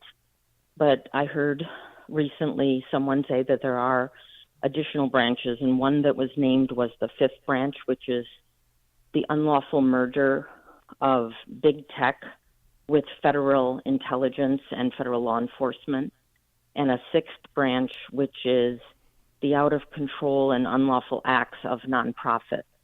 And these are exactly the people at the universities that are going to be going in, working in those areas, and once they're in the institution, they're there. Thanks for the call, Kelly. No, it's a great point. I mean, this is the lawyer at the comptroller's office, the Citibank banker who posted, now I understand why Hitler wanted to get rid of these people and was fired. But how did she get in there in the first place? I mean, this is the point that even though they're late to the dance, it is a salient point that some of these wealthy Ivy League grads like Bill Ackman are making when they say, do you know who you're hiring at these big firms and these big banks and big government, big media? In some cases they do. That's the even scarier thought. In other cases they don't, or they're afraid to vet them. They shouldn't be. Jeff Wheaton. Hey, Dan and Amy, good morning. Thank you for taking my call. Dan, I kind of feel like you're practicing apologetics a little bit here, or perhaps you're making the independents do a little thought process about as if you and I know that the liberals on the left here that are running these schools care, or even if they did come out and say anything, if it would matter, because we all know it's not going to make a hill of beans difference to the kids and the students out there. I mean, it's really a top-down problem. I mean, just take Biden's pretend speech about pantomiming caring about these people. Let's write him a check for $100 million. However, we don't have the money, but most of that money is going to go to Ukraine. So we're going to hold hostage our ally to make sure that we continue to give money to Ukraine. Or let's complain about the debt and then tell everyone that it's a concern, but we just passed $1 trillion in terms of the credit card debt. So what's good for the goose is good for the gander. And I think what it comes down to is American people need to understand that we're really divided right now. And you're bringing up an excellent point about how you can't have people on campuses chanting death to America and death to Israel if we're truly not only Americans, but their allies. Thank you for taking my call. Well, thanks for the call, Jeff. Where were the stories of the 29 Americans killed on October 7th? And where's the urgency to get the hostages back? I just feel like that is lost in this conversation. And it was lost yesterday when President Biden addressed the nation. I don't know. He mentioned it, but it was the same Yeah, it was generic, like- we're going to do whatever we Yeah. can kind of thing. Exactly. There was no heart or urgency, or he's just reading a frickin' script. You know what I mean? Ugh. Joe, Arlington Heights. Good morning. You know, I think we're seeing the fruits on college campuses of moral relativism. And we were warned about that decades ago. You know, children are going to school and they are collecting information, not learning how to use it. You know, the soul and the spiritual portion of knowing how to make choices is not being taught when you're in a morally relativistic environment. So it's a cultural rot, and the colleges, I think, have led the way. I'm curious if you see it the same way. I do see it the same way. Thanks for the call, Joe. I mean, this was the statement that Andrew Sullivan made. This is a few years old now. I mean, his piece that went viral and sort of became a catchphrase to all of this cultural rot that Joe was just describing. We're all on a college campus now. Yeah. Emanating from those influential cultural and civic institutions to infect the body politic. That's what's happened. And to the point that Jeff made, this is a top-down problem, right? But it's a bottom-up solution, which is why actually that Columbia professor's call on everybody, parents of kids at these schools, alumni of these schools, taxpayers. So that gets pretty much everybody, taxpayers who fund these schools. Time for you to be heard. I mean, this is sort of a win the crowd and win your freedom moment in the arena. Frank, Board of Trade. Yeah, what you're saying is the Italianic impulse. You either have control over it or you don't. Okay. Nice summary. Thanks, Frank. Eduardo, Tampa Bay. Yeah, good morning. I did the work study in high school and college, so I'm glad to see some companies are going to be knocking that college requirements on their prerequisite. Thanks for the call, Eduardo. Dan and Amy, Chicago's Morning Answer. Listen, the more you listen, the more you'll know. This is Chicago's Morning Answer. Morning Answer on AM 560. The Answer. Have you been struggling to find an easy, safe, and secure document scanning solution for Salesforce.com, Microsoft 365, SharePoint, or OnBase by Highland? Your struggle is now over, and it's time to get your documents and operations into the 21st century with IoT Smart Connected Scanning. It's easy to turn physical paper into digital documents and have them directly uploaded to the cloud with IoT Smart Connected Scanning from IDT. And you don't need a degree in computing or IT to make it happen. Using QR code technology uniquely configured for your specific business, anyone can set the IoT Smart Connected Scanning device up in 5 minutes or less, saving your organization money and valuable time. Remote employees can even capture documents and send them safely and seamlessly. Organize documents efficiently and securely with IoT Smart Connected Scanning from IDT. To see a demo or to order now, go to ready4idt.com. That's ready4idt.com. Use promo code SMART and receive 10% off your order. IDT, putting paper in its place.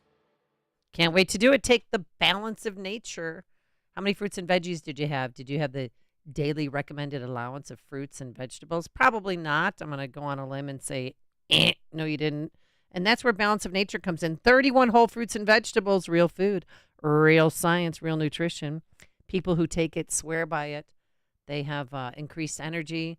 This one woman I know that's been taking it for 2 years now, she looks great. I see her at the gym. She got the weight off that she wanted, and she attributes that to balance of nature. And her skin looks great, and her hair's thick, her nails are strong. And she attributes it all to balance of nature. 6 capsules a day. That's what you can do. I crack mine open into warm water. You can just take them whole. But when you do, it's going to make a difference. So get the nutrition your body needs. Get the nutrition your body craves. 800-246-8751.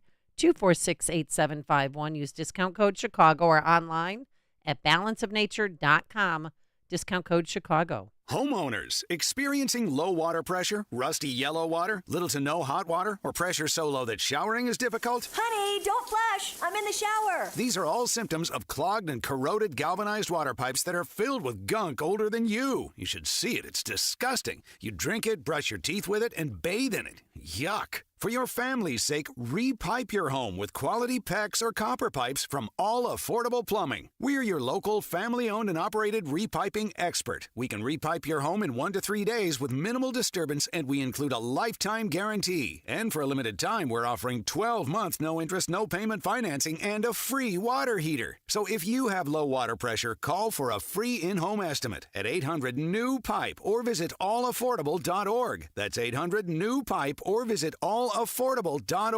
If you have low water pressure, a copper repipe will get you flowing again. Call for a free estimate at 800-NEW-PIPE. That's 800-NEW-PIPE.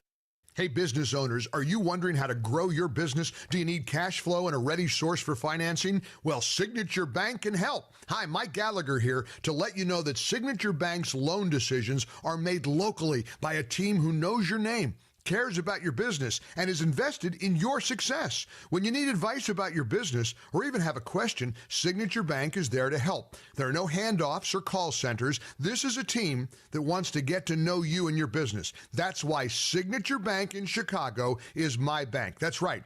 I'm a customer. When I call, someone picks up the phone on the other end. And with Signature Bank, I can securely bank anywhere, anytime. Reach out to my friends at Signature Bank. Call 773-467-5630. That's 773-467-5630. Or visit them online at signaturebank.bank. Signaturebank.bank. Your business could be Signature Bank's next success story. Member FDIC, Equal Housing Lender. AM 560, The Answer.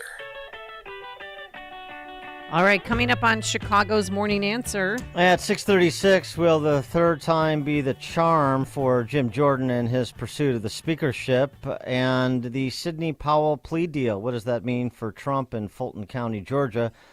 We'll tackle those topics and others with Brett Baer at 6:36. But now into the newsroom we go. Here's Mike Scott. 54 degrees, 6:31. U.S. forces in the Middle East facing increasing hostile threats.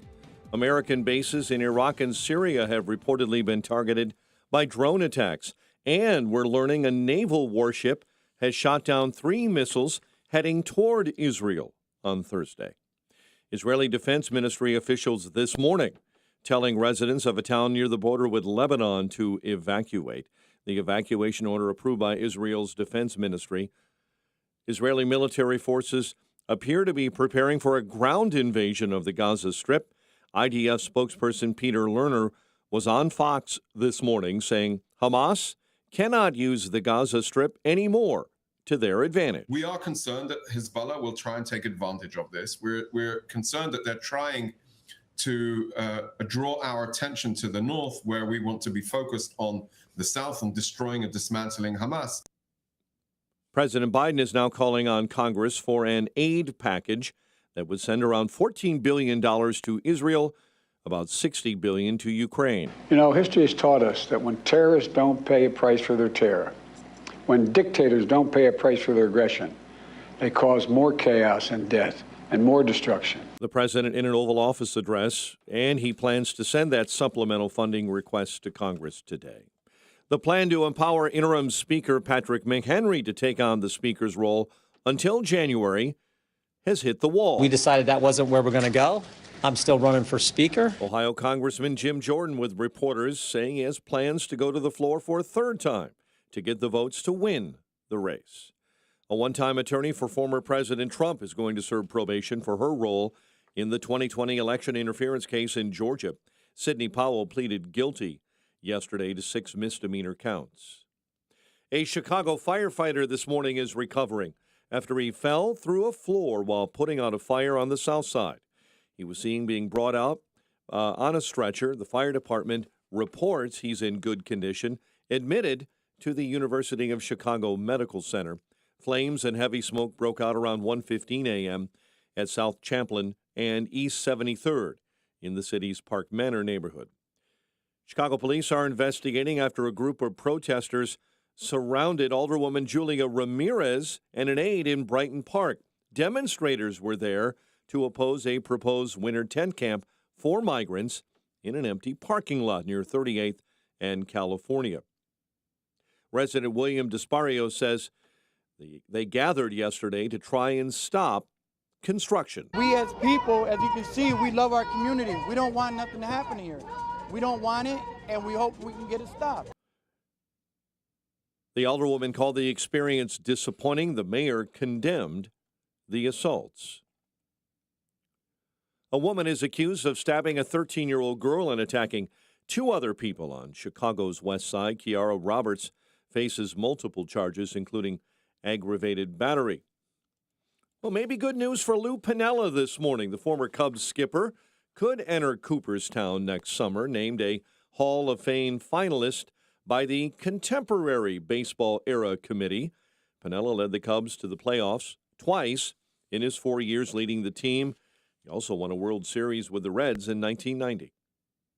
Astros even up their ALCS with a 10-3 win over the Rangers, while the Blackhawks got 18 shots on net in a 4-0 loss to Colorado, and the Bulls struggled in a preseason loss to the Timberwolves, 114-105.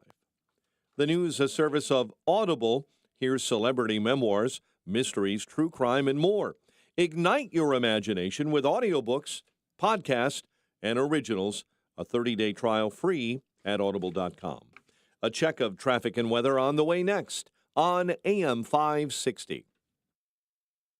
If you listen to the mainstream media and the Democrats, you'd think it was a sin to be black and conservative. Well, John Anthony blows up that perception every week on Black and Right. Join John tomorrow afternoon at 4 when he pushes back against the left and its regressive, progressive agenda that tries to dictate how people should think or feel about politics. Listen to Black and Right tomorrow afternoon at 4, right here on AM 560. The Answer.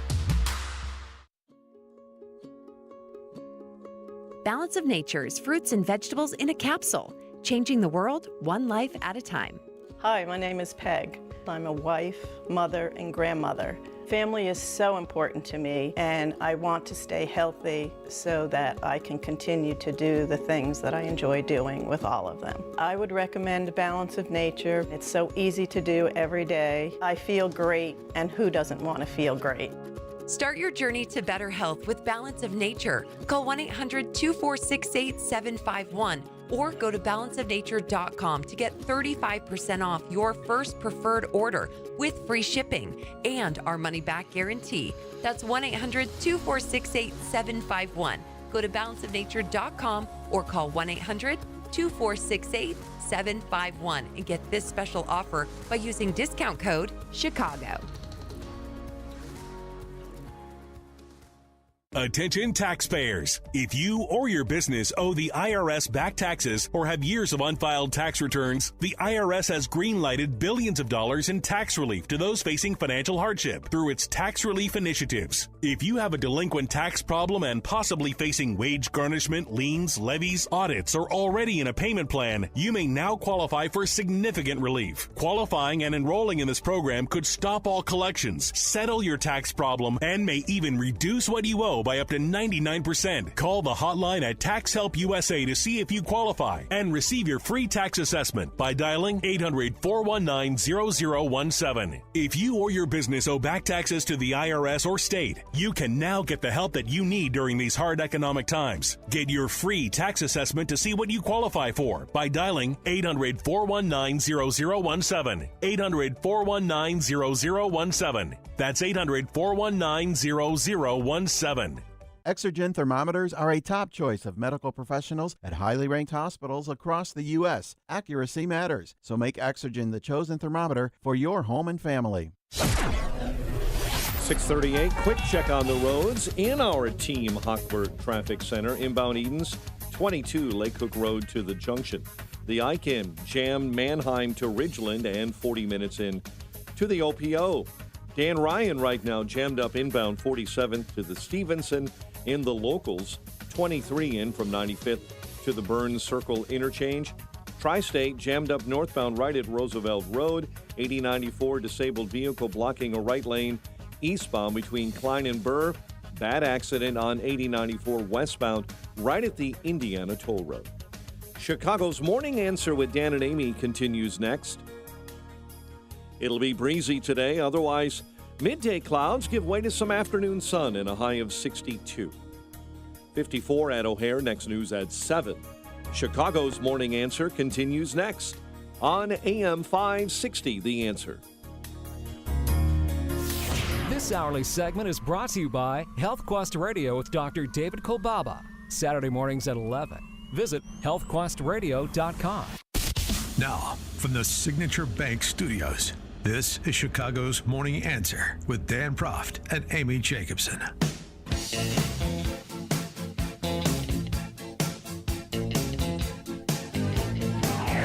Top of the morning, Dan and Amy. When the House attempts to install a speaker one more time, the effort to put in Patrick, give me McLiberty or give me McDeath, McHenry failed as well. So we'll give Jim Jordan another try. Matt Gaetz had this to say about the effort to creatively leave the speakership to interim figure like McHenry for a time before figuring out who actually is going to lead the House and the Republican caucus by extension. But do you think that I think that I'm against Speaker Light. I'm against Bud Light. I believe it is a constitutional desecration to not elect a Speaker of the House. We need to stay here until we elect a Speaker. And if someone can't get the votes, we need to go on to the next person. But twisting and torturing the Constitution to empower a temporary speaker is having a Speaker Light that is not constitutionally contemplated, is deeply infirm, and I will do everything possible to stop it. Gaetz should take a page out of the Framers' book and actually have a plan when he thinks about trying to accomplish something. There was one congressman in Florida who said, I'm a veteran. If you blow up a bridge, you better have another bridge that you need to cross ready to go. Or another way to get across. Right, come on.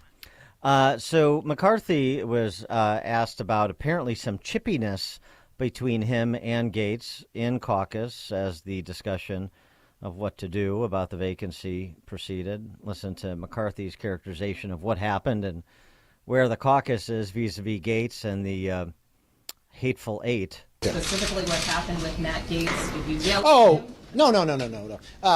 I was at the mic, I was speaking, and Matt Gaetz tried to interrupt and so I told him to sit down, and we sat down. What's your deal? I told him to sit down. I think the entire conference screamed at him. People are, listen, the whole country, I think, would scream at Matt Gaetz right now. Remember, it was a crazy eights led by Matt Gaetz and every single Democrat that put us into this situation. We've never been in this situation before, but how do you have 4% of your conference remove a speaker when 96% are there? This is why we're here. He had no plan afterwards. Now we have Israel at a war, questions whether Congress can act, questions where we'd be able to go to select a new speaker. I mean, it's a difficult situation driven by one person for his own personal beliefs, his own animosity towards me, and his concern about what's inside an ethics complaint that was filed before I was even Speaker. And that has given way to splintering in all sorts of different directions, including by moderates and Biden in districts Biden won, who are afraid that Jim Jordan is too much of an iconoclast, and that'll somehow redound to their political detriment if they support Jim Jordan for Speaker. I think that's a stretch. That sounds very insular and parochial and not very persuasive, even electorally, even the electoral argument. You have people that are just upset that McCarthy was deposed, and they don't want to essentially rectify the situation with a Scalise or with a Jim Jordan or with somebody else and allow Gaetz and company off the hook. So some adult-like behavior is going to have to give way at some point, one thinks, but one could be wrong. For more on this and other topics, Bret Baier, host of Fox News Special Report, weekdays 5 p.m. Chicago time. He's also the best-selling author of the just-released To Rescue the Constitution, George Washington and the Fragile American Experiment. We could use a man like George Washington today. Bret Baier, thanks for joining us. Appreciate it. Good morning. So where do you have the this situation in the House, the prospect that Jim Jordan can put together the necessary votes, or if he can't, what happens from here? It's up in the air. It really is. I hate to have no answer, but I have no answer. Last time we counted, he is well short. Not just around the corner short, he is well short. And so he says he's going to continue to go, that there's not another, candidate that can get as many votes as he has. But Democrats are not breaking away to help him or the Republicans unless there's some kind of Empower McHenry deal that Democrats could see as possibly moving bipartisan legislation forward. And the Republican caucus said no yesterday. So we are where we are, and I think that you're going to have multiple votes. Remember, it took 15 for McCarthy. I could see, in the high teens here. Well, do you know what the concessions are that are being demanded in order, among the dozen and a half to 2 dozen members? Does it essentially circle around one or two big things, or is it just everybody's got their own bill of particulars? It's more of the potpourri of being upset, whether it is Jim Jordan and the tactics that were used at the beginning, calling up or texting the wife of Congressman Don Bacon, or then there's other people who think he's too caustic, and then there's other people who say there are other folks who should lead the caucus and be speaker. The bottom line is that they can't circle the wagons, and there just are not enough leaders in this caucus to do it. And because they have this motion to vacate with the one person, which is how it all happened with Matt Gaetz and then 7 others, it is untenable. And right now we don't see an end to it. Well, what about Patrick McHenry's? Will he be elevated to temporary speaker while they try and figure this out? Well, he is temporary speaker currently. The question is, what kind of power does he have? He doubts he has power to bring forward legislation. The legal question is, we've never been here before. So if he registered any bill as Speaker of the House, would that bill therefore be challenged or challengeable in court on every front? And the people who are against this say it would constitutionally. Meanwhile, back at the ranch with all of the Trump trials in procession, we have news yesterday out of Fulton County, Georgia, that the Kraken has entered into a plea agreement with prosecutors. Sidney Powell is going to plead out to 6 misdemeanors and pay some fines and say she's sorry, and agree to testify truthfully against her co-defendants in exchange for not going to prison. How big a deal is her plea agreement? I think it's a decent size, big deal. I think that in all of these cases, the threat to the former president that everybody else, wakes up and says, I'm not doing this, and decides that they're going to testify against him, despite the fact that they had a big role in advising him or moving forward. And all of these prosecutors want to put him in the target. I think that, for Georgia, this moves the case forward. But remember, there's 18 other defendants. But she has to write this goofy apology letter to the people of Georgia, which is strange. But do you think she's going to, at some point in time, testify against President Trump? I think they would not have given her the deal unless she agreed. Yeah, of course. Of course, but she didn't plead guilty to racketeering conspiracy. So she pled out. The whole point is she pled out so that they could flip her for these. But the thing here is what you were getting at, Brett. Is, I mean, if I'm Trump, we have no idea what their conversations were. I have no idea.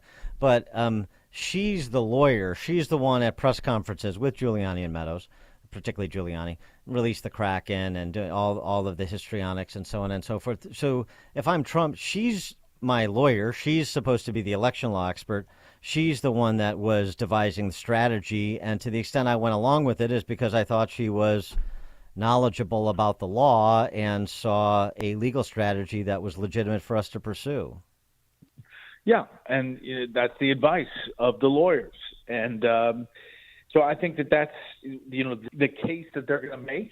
I just think that, it's all going to add up and string this out for some of these defendants to testify against him. On the other side of the House, of course, this is not talked about or covered by just about anybody except for perhaps you. We found out that the White House, that Joe Biden, I should say, was interviewed by 2 days by the special counsel investigating Biden's alleged mishandling of classified information. This happened earlier this month. And we also have Jim Comer, the chairman of the House Oversight Committee, putting together a new timeline on the classified documents in the possession of the current president that does not comport with the timeline that was offered up by his attorneys. In fact, the timeline of concern about classified documents in the possession of the current president, I should say, starts a year and a half before the timeline that was offered up by his attorneys. Now, we know the DOJ posture is that we're not going to indict an incumbent president, that we wouldn't have done with Trump. We're not going to do it with Biden. But the timeline and the veracity of Biden and his lawyers is certainly relevant, so people know exactly what happened with his handling of the classified documents, since we have a Trump trial forthcoming on the same topic. Yeah, and listen, there's some kind of big development. We just don't know what exactly that is yet, as Comer, puts together his investigation. But remember that these documents are taken from the SCIF in the U.S. Senate, as he's Senator Joe Biden, which has never happened. And any of his colleagues, even Democratic colleagues, will say that's really bizarre. And, as vice president, where he never had any capability to declassify anything. So it's a different, it's not animal, one-on-one to the Trump situation. So it is something that, is getting overlooked. But this potentially is a problem, too. Yesterday's speech from President Biden on Israel and Ukraine, nicely tying together the two countries for in terms of advancing the case for supporting both.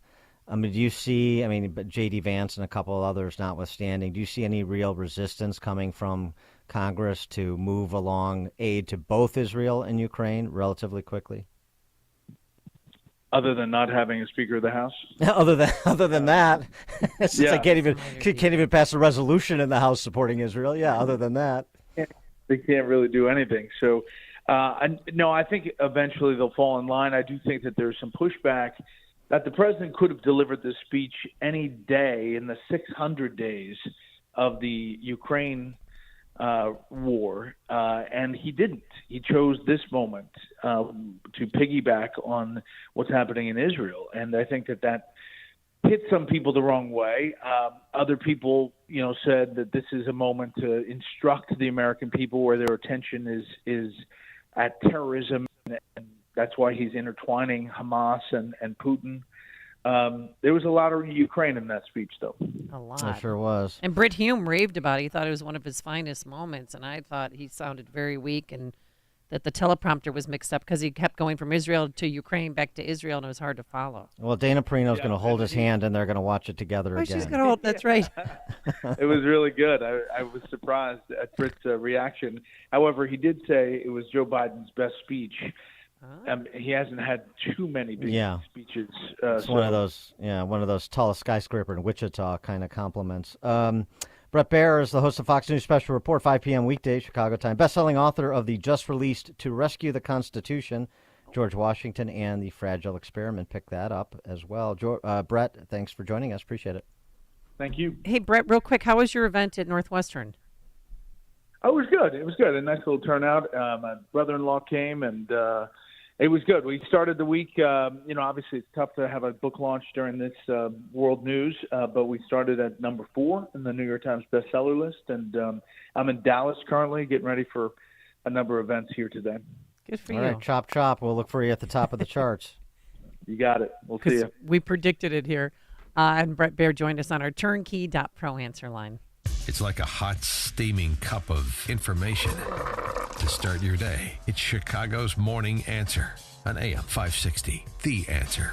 At TJ Stearns Financial Planning in Arlington Heights, we offer several complimentary reports proactive investors should take advantage of before year end. Our Social Security Optimization Report shows couples how to possibly get up to $200,000 or more in additional lifetime benefits. Our Retirement Account Tax Optimization Report shows how to minimize the tax bill on your 401k and IRAs. This report could help you save hundreds of thousands of dollars or more in taxes over your lifetime. Our risk analysis makes sure your portfolio is in alignment with your goals. The Protect and Grow written plan brings all of these items together. Call now to request any of these free reports before the end of year rush puts proactive planning for this year in the rearview mirror. Contact TJ Stearns Financial Planning today. The first 10 callers right now will also receive a free copy of the new book, Solving the Modern Retirement Riddle. Call now to receive your free retirement report and book. 847-749-2295. That's 847-749-2295. Or visit tjstearns.com. Securities offered through TJ Stearns, a registered representative of Crown Capital Securities LP, member FINRA SIPC.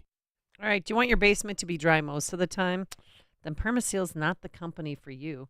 Time after time, people say, well, my basement only gets wet when it rains. Well, you wouldn't be hanging around your living room or your bedroom if that was getting wet. You would call Permaseal, and that's what you should do. They believe your basement and crawl space should be dry all of the time, no matter how hard it rains. Just call 800-421-SEAL. They offer free estimates and transferable warranties, so you can rest assured you're getting the best value. For a permanently dry basement and a healthy home, you know who to call. Permaseal. With over 40 years experience and over 450,000 satisfied homeowners. It's the only name you can rely on for permanent waterproofing repairs. 800-421-7325 or online at permaseal.net.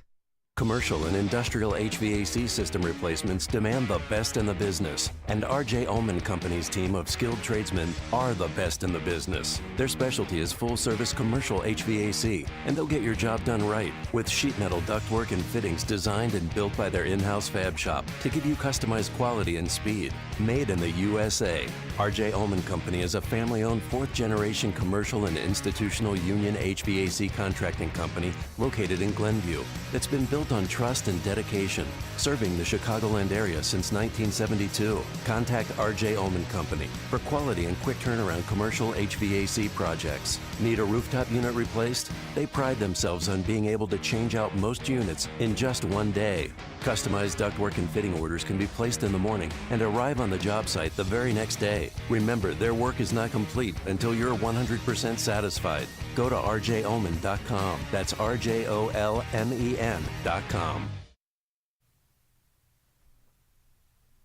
Have you saved enough? What are you going to do with Social Security? What will your taxes look like in retirement? Scott Tucker believes retirement planning should be easy, and you should be able to get all the information you need in one place. That's why Scott created the Retirement Decoded Toolkit, a comprehensive resource for your retirement. In it, you'll find a copy of his latest book, Escape Illinois: Should I Stay or Should I Go? This book will provide insight on taxes, Social Security, income, and more. To get your free Retirement Decoded Toolkit, text KIT, K-I-T, to 847-474-3888 or go to retirementdecoded.com. Now, in addition to the book, you'll also receive resources on retirement's most common concerns. Get your Retirement Decoded Toolkit from Scott Tucker right now by texting KIT to 847-474-3888 or go to retirementdecoded.com. Investment advisory products and services made available through AE Wealth Management, LLC. A registered investment advisor, this is a paid placement. Dan Proft here for Northridge Prep. Northridge Prep is a great place to be a boy. What does that mean? In short, it's thanks to a foundation of an all-boys environment that builds your son up into a man of intellect and character who loves God. The teachers and faculty members become mentors to students. And when you combine that with an atmosphere that's fun, competitive, and challenging, it creates an exceptional experience for your son. The result is the boys just love Northridge Prep. They've been educating boys for nearly 50 years. One of the things that stands out is their commitment to partnering with parents. You hear this a lot with schools, but at Northridge, the parents can't stop talking about it. They've built a community that really works together. Raising kids is difficult, but at Northridge, you can be confident your son is on the right path. They are having an open house this coming Sunday, 2 days from now, October 22nd, this Sunday, October 22nd, for boys in grades 6 through 12. You can register today at northridgeprep.org. Again, the open house is this Sunday, 2 days from now, October 22nd. Register for it at northridgeprep.org. Feel like you're trying to push a boulder uphill wearing skates? If you run or manage a local business today, you're challenged like never before. We get it, and we want to help. We're Salem Surround. We're a full-service marketing agency that'll help you increase your customer base by designing incredibly effective plans to reach your consumers day, night, and everywhere they might be. If you're a local business and want to see what Salem Surround can do for you, visit surroundchicago.com. Remember to visit surroundchicago.com today. AM 560, The Answer. Coming up on Chicago's Morning Answer. We'll talk to Spiked Online's Brendan O'Neill about the war in Gaza at 7:07. But now into the newsroom we go. Here's Mike Scott. A man accused of threatening to shoot 2 Muslim men in DuPage County. And the Blackhawks get blanked by the Avs on the road. WIND Chicago News Time is 7 o'clock. Israel does not plan to control life in Gaza. I'm Dave Anthony, Fox News. That's what Israel's defense minister just said after suggesting a ground invasion's imminent, telling soldiers amassed at the border, "Get organized. Be ready. The order will come." There we are, just battling Hamas in Gaza, though. Fox's Trey Youngston, Israel reports. A short while ago, 3 Hezbollah terrorists were identified in the area of the border with Lebanon. IDF aircraft struck the terrorist. Additionally, we are learning from the military that Israeli snipers took out gunmen that were along the border with Lebanon. Now, President Biden's urging Congress to provide more military aid. It's a smart investment that's going to pay dividends for American security for generations. But it's not just weapons for Israel. He also wants more aid for Ukraine to battle Russia. We cannot and will not let terrorists like Hamas and tyrants like Putin win. I refuse to let that happen. Some Republicans say we've given Ukraine enough. Jim Jordan is still trying to be House Speaker. There could be a third vote today. His fellow Republicans who don't support him have been threatened or yelled at. Congressman Scott Fitzgerald, who does support Jordan, tells Fox Business it's unfortunate. Belligerent constituents kind of calling in, just completely upset, first and foremost, because we don't have a speaker, but then secondly, because they want their member of Congress to support a specific candidate. The U.S. soldier North Korea sent back last month is in trouble here. Private Travis King is charged in military court with 8 counts, including desertion. In July, he was released from a South Korean jail where he'd been booked on assault charges when he was taken by U.S. military personnel to an airport. Instead of boarding a plane, he ran across the border into North Korea. King also faces child porn charges, accused of soliciting a minor on Snapchat to post sexual images. That's Fox's Tanya J. Powers. They're searching for a killer in Hagerstown, Maryland, after a circuit court judge was shot in the driveway of his home. Andrew Wilkinson died at a hospital. America's listening to Fox News. 54 degrees at 7:02 on AM 560, The Answer. Good morning. I'm Mike Scott. A Chicago firefighter is recovering this morning after tumbling through a floor, putting out a fire on the south side. Said to be in good condition after being admitted to the University of Chicago Medical Center. That fire broke out around 1:15 a.m. Chicago police are investigating after a group of protesters surrounded Alderwoman Julia Ramirez and an aide in Brighton Park.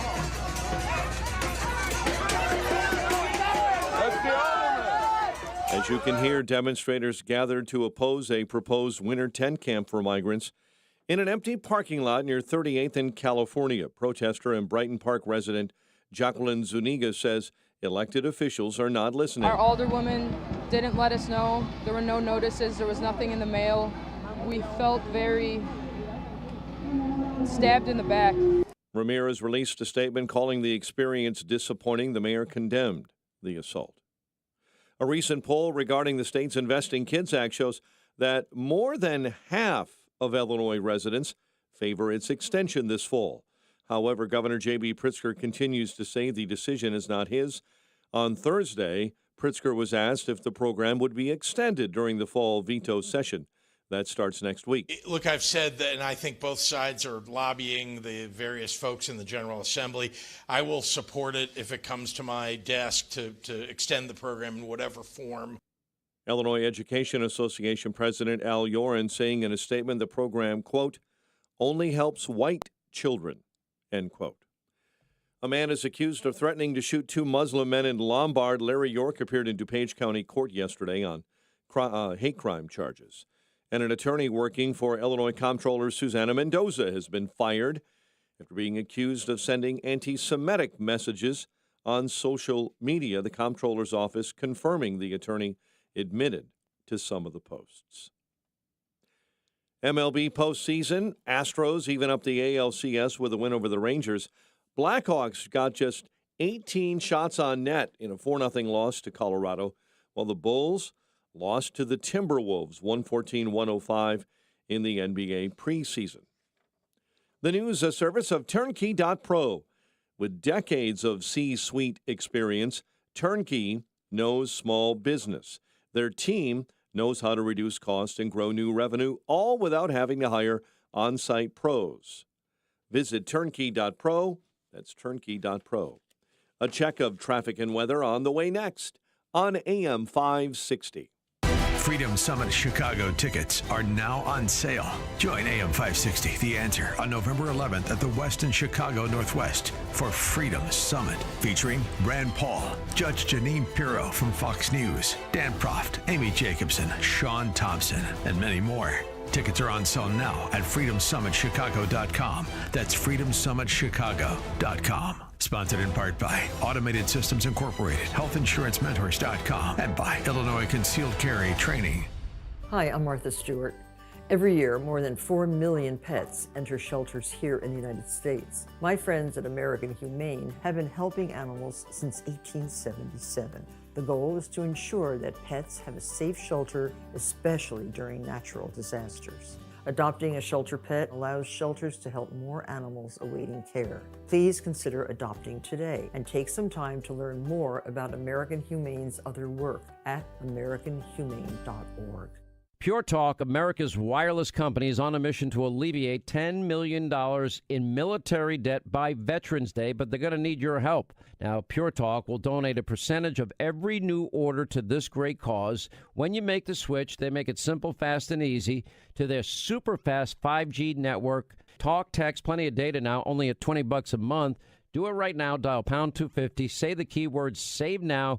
Make the switch to Pure Talk, and you can help a military member in need. Join us for the Bank the Blue Gala on Friday, October 27th at the Donald E. Stevens Convention Center in Rosemont. Welcome address by Masters of Ceremonies Fox 32 anchor Anita Padilla and sports anchor Lou Canellis as we raise both awareness and funds for our heroes in blue that need our support. Bank the Blue is a nonprofit organization that funds confidential mental health services and officer wellness programs for Illinois law enforcement officers. Local departments alone are unable to provide the mental health wellness services that their officers so desperately need. The goal of this event is to build awareness surrounding the importance of officer wellness, to combat the stigma associated with officers and mental health, and to fundraise for this important cause. We anticipate 1,000 attendees from both the law enforcement and civilian communities. The third annual Bank the Blue fundraising gala is on Friday, October 27th at the Donald E. Stevens Convention Center. Corporate sponsorship opportunities and individual tickets are available. Visit bankthebluegala.com for more details. That's bankthebluegala.com.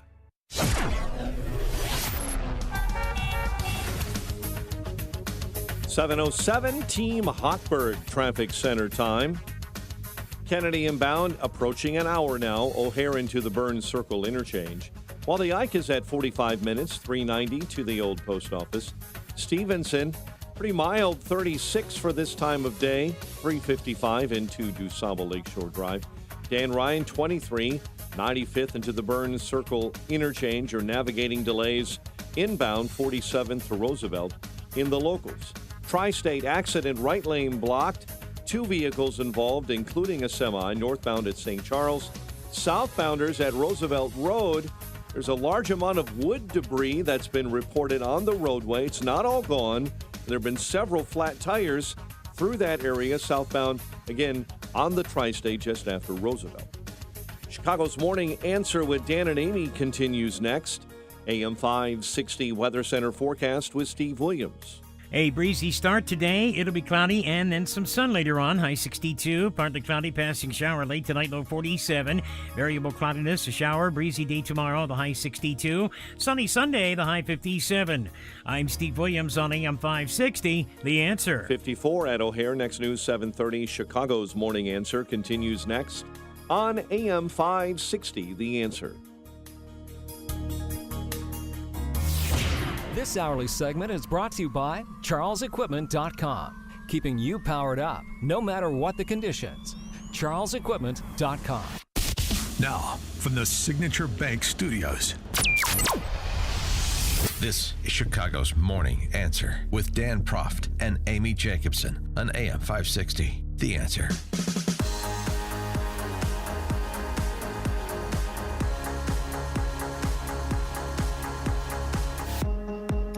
Top of the morning, Dan and Amy.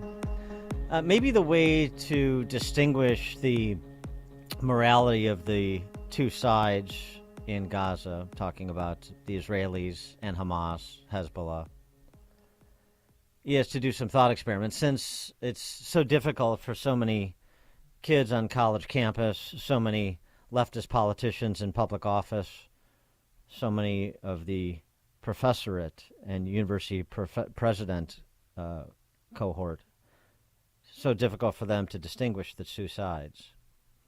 The moral equivalences of I'm against killing, both sides.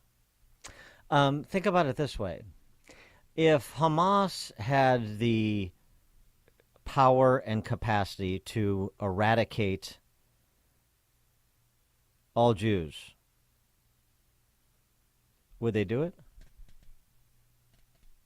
I believe so, yes.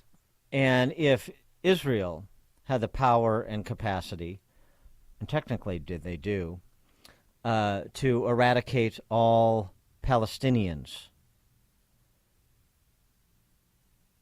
without any, let's say, just to layer it on, without any sanction from the UN or governing bodies or anything other than some nasty op-eds in the West, would they do it? Sam Harris, who is one of the new atheists, along with people like Richard Dawkins and Christopher Hitchens and so forth. He's a philosopher, neuroscientist. He does this as well. He asks, take a moment to actually do the cognitive work. Imagine the Jews of Israel using their own women and children as human shields. And then imagine how Hamas or Hezbollah or Al-Qaeda or ISIS or any other jihadist group would respond. The image you should have in your mind is a masterpiece of moral surrealism. It's preposterous. It's a Monty Python sketch where all the Jews die. Do you see what this asymmetry means? Can you see how deep it runs? There are not many bright lines that divide good and evil in our world, but this is one of them, by the way, as a quick aside. Having a conversation with Sam Harris, the atheist, about good and evil and the basis of where his moral inveighing on this topic comes would be really interesting. Do you just think about that, Sam? Where does that come from? Anyway, I digress. Back to Sam Harris. He goes on to say, there's much more to be confused about. As this war proceeds, many people consider the deaths of non-combatants on the Palestinian side to be morally equivalent to the kids who were tortured and murdered at the peace concert by Hamas, or to the hostages who may yet be murdered and their murders broadcast on social media. But they're not the same. There's a difference between collateral damage, a euphemism for innocent people killed during war, and the intentional massacre of civilians for the purpose of maximizing horror. Simply counting the number of dead bodies is not a way of judging the moral balance here. Intentions matter, and that's what you see a lot of going on, too, is how many people were killed on this side versus how many people were killed on that side. Well, the context matters. The truth is that the Jews of Israel would live in peace with their neighbors if their neighbors weren't enthralled to genocidal fanatics. For more on this, we're pleased to be joined by Brendan O'Neill, who's the editor-in-chief of, chief political writer, I should say, at Spiked Online. He's also the author of the recently released A Heretic's Manifesto, Essays on the Unsayable. Brendan O'Neill, thanks for joining us again. Appreciate it. Hi, how's it going?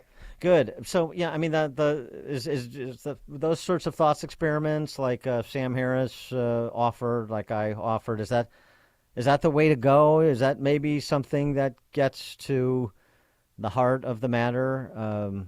Challenges people who are just reciting phrases, many people not knowing what they actually implicate? I think so, yes. I think Sam Harris is right that there is, even though we regret the loss of every civilian life, of course, everyone does, most people do, I should say. There is a difference, however, between so-called collateral damage, which is not a very nice phrase, but people who die as a consequence of conflict, and people who are killed because of their race, people who are purposefully targeted because they are Jewish, they're burnt alive in their homes, they had their throats slit, they were shot in the street, they were kidnapped, they were brutalized, they were driven through the streets where they were desecrated and spat on. There's a difference between those two things. The former happens in every war in history.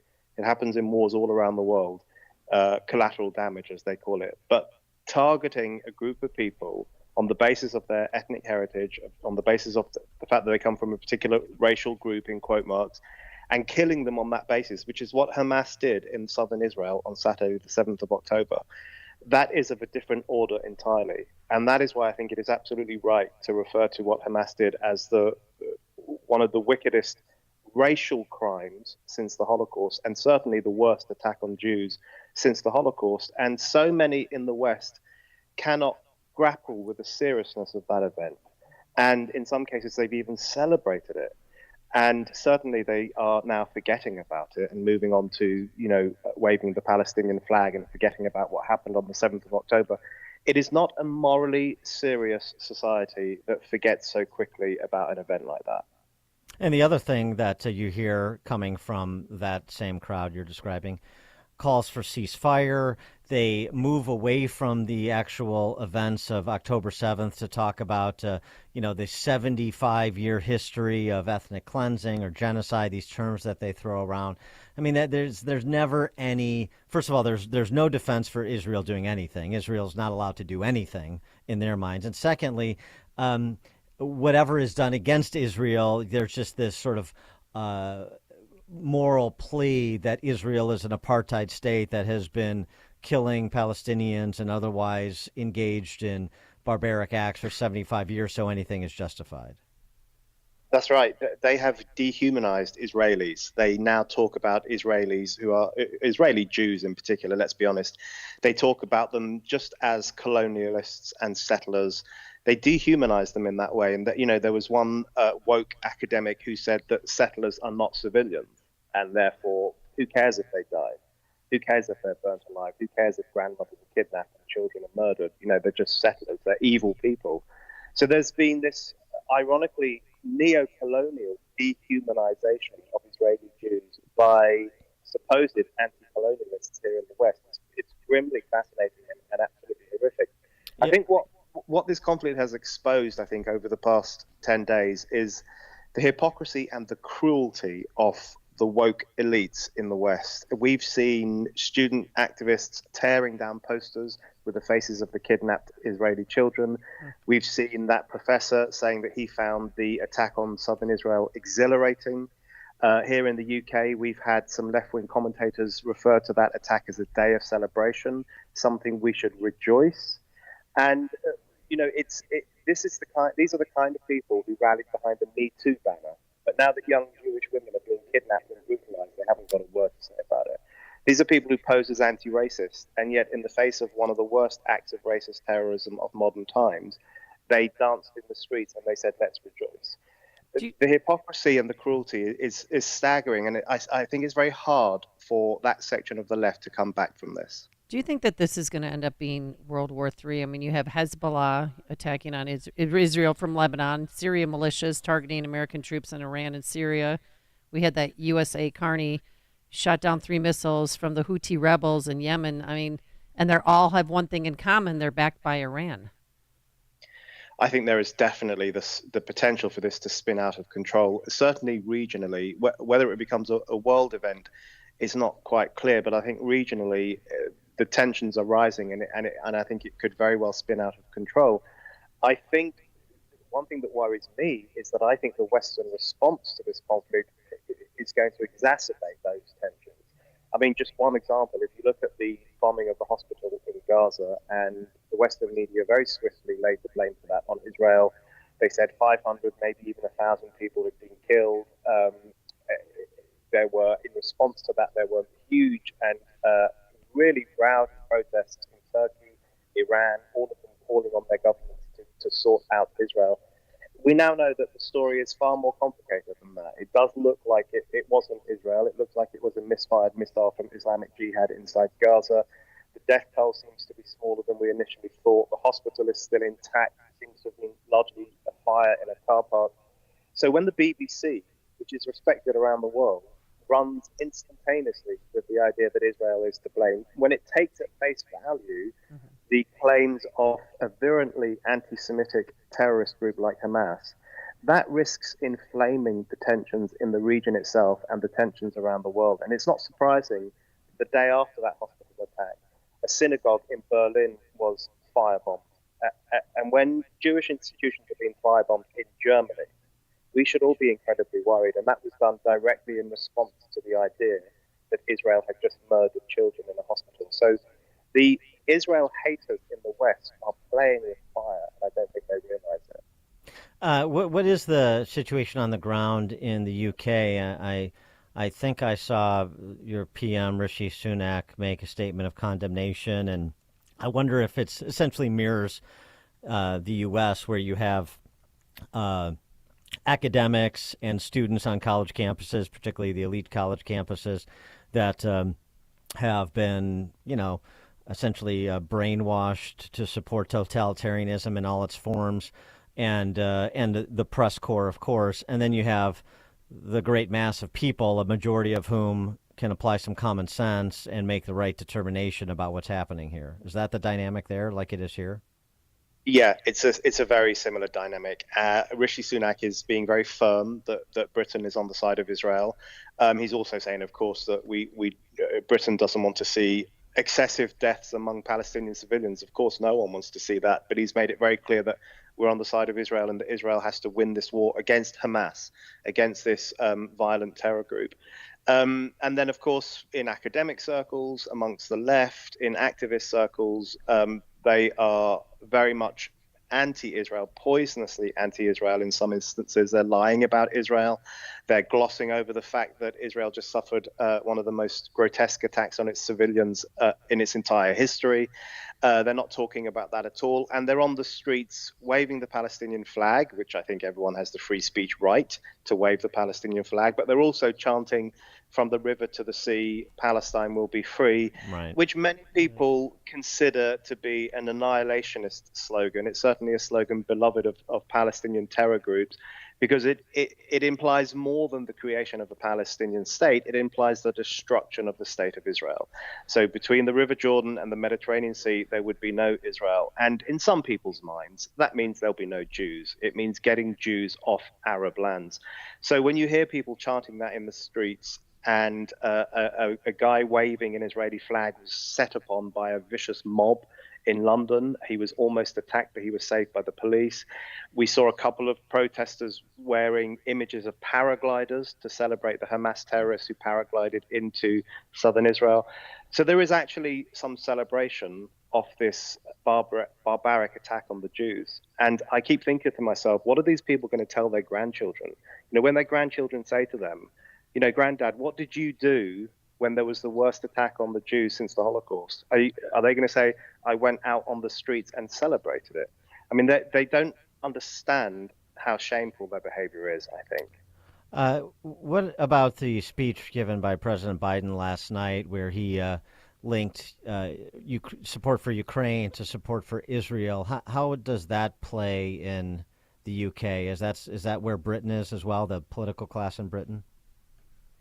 I think the political class is probably in that vicinity. I mean, we don't talk about Ukraine very much here at the moment. It has slightly faded.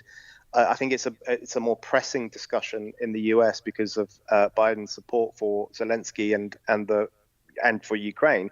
It's less of a discussion here. But one thing I find fascinating whatever one might think of the Russia-Ukraine war and the two parties to that, I find it really interesting that so many people are comparing Israel to Russia. We're seeing that all the time here amongst liberal talking heads and of course on the left. But that's complete nonsense because whatever one might think of the Ukrainian war effort, the Ukrainians did not go into Russia and massacre 20,000 people, which would have been the proportionate number in Russia as were killed in Israel. They didn't go in and set people on fire and kidnap grandmothers and children. They would have had to kidnap thousands to reach the proportionate level that Hamas did in Israel. So comparing Russia to Israel, which is what the left is doing, is completely surreal. I would more be on the side of Biden linking Ukraine and Israel as two countries that are defending themselves. But of course, it's very complicated because the Russian-Ukraine war is a complex conflict. Whereas I think the Israel-Hamas war, as Sam Harris said, is a pretty clear-cut battle between one side that is defending good and civilians and decency, and the other side which is an apocalyptic anti-Semitic movement. Brendan O'Neill, chief political writer at Spiked Online, and author of the recently released A Heretic's Manifesto, Essays on the Unsayable. Brendan O'Neill, thank you as always. Appreciate it. Thank you. And he joined us on our turnkey.pro answer line. Listen to podcasts of Dan and Amy from the AM 560 mobile app. Download it today at 560theanswer.com/mobile. A message brought to you by Paul Davis Restoration of North Chicago. It's a beautiful summer day in the Midwest. No clouds in sight, but on the horizon we spot trouble. Oh no! I just received a call from my condo building manager, and 3 floors burned in a fire last night. My unit was severely damaged from soot and smoke. Now what do I do? Who do I call? You call Paul Davis Restoration.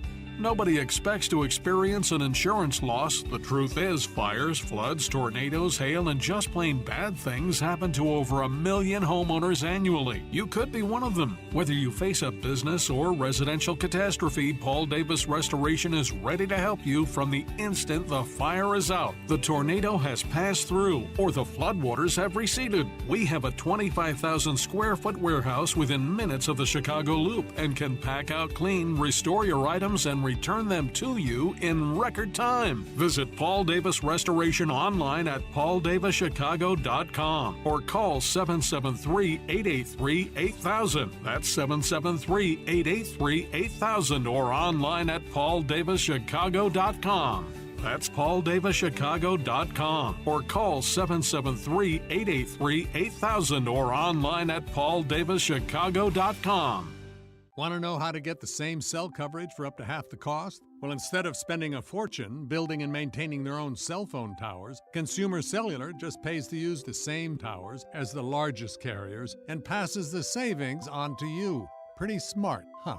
Consumer Cellular. When freedom calls, we're here to answer. Call us at 1-888-FREEDOM. Half the cost savings based on cost of Consumer Cellular single-line 5GB data plan with unlimited talk and text compared to lowest cost single-line postpaid unlimited talk, text, and data plan offered by T-Mobile and Verizon May 2023. Finding great candidates to hire can be like, well, trying to find a needle in a haystack, but not with ZipRecruiter. Its powerful technology actively finds and invites qualified candidates to apply to your job. So while other companies might deliver a lot of hay, ZipRecruiter finds you the needle in the haystack. See why 4 out of 5 employers who post a job on ZipRecruiter get a quality candidate within the first day. Try ZipRecruiter for free at ZipRecruiter.com/free. That's ZipRecruiter.com/free. AM 560, The Answer. Top of the morning, Dan and Amy. And again, we're just over 24 hours away from an event on the North Shore that is replete with danger. We just want to warn, again, North Shore residents, please either shelter in place or go to your lake home in Lake Geneva, go to your winter home in Southwest Florida or Scottsdale. Please, it's just not worth it to stick around for the Loyola Mount Carmel 1-2 game tomorrow. Hey, my address, Debbie. That's it. Thank you. I live right across the street from Loyola.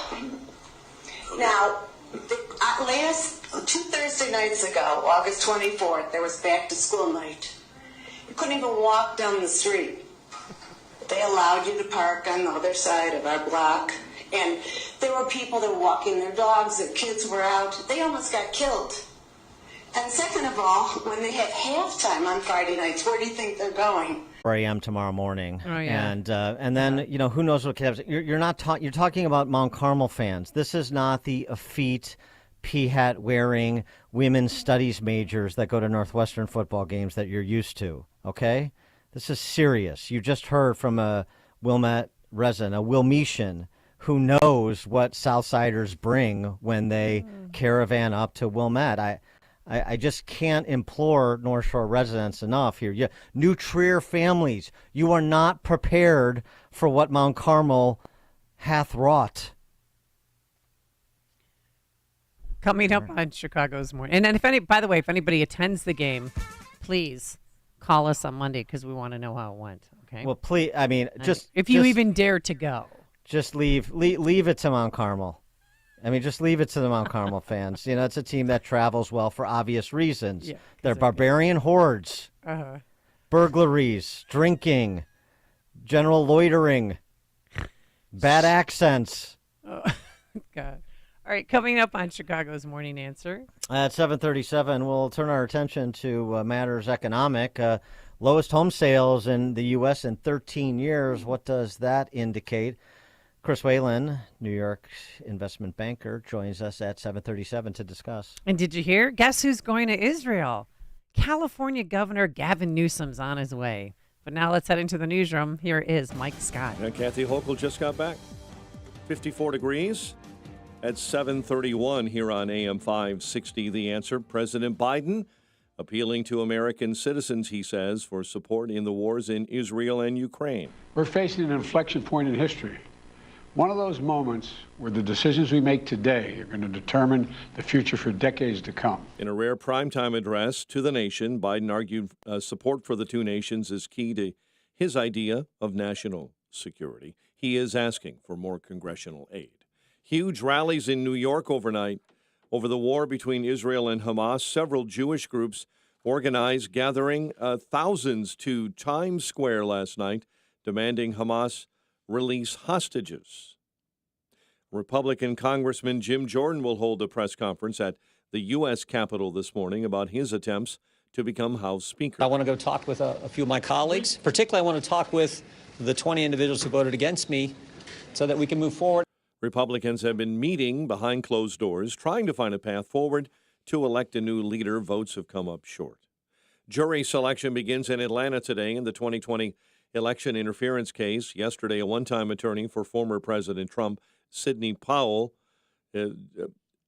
pled out and is going to serve probation. 6 misdemeanor counts she pled guilty to yesterday of committing intentional interference.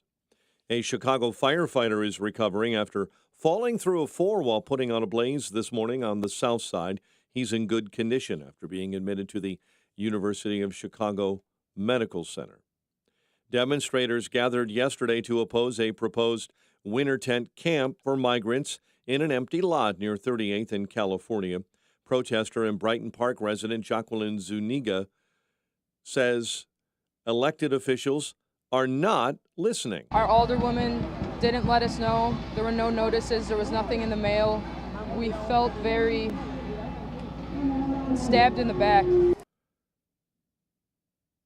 Julia Ramirez released a statement saying she showed up as alderwoman to hear concerns of residents, but protesters, she says, assaulted her and a staffer.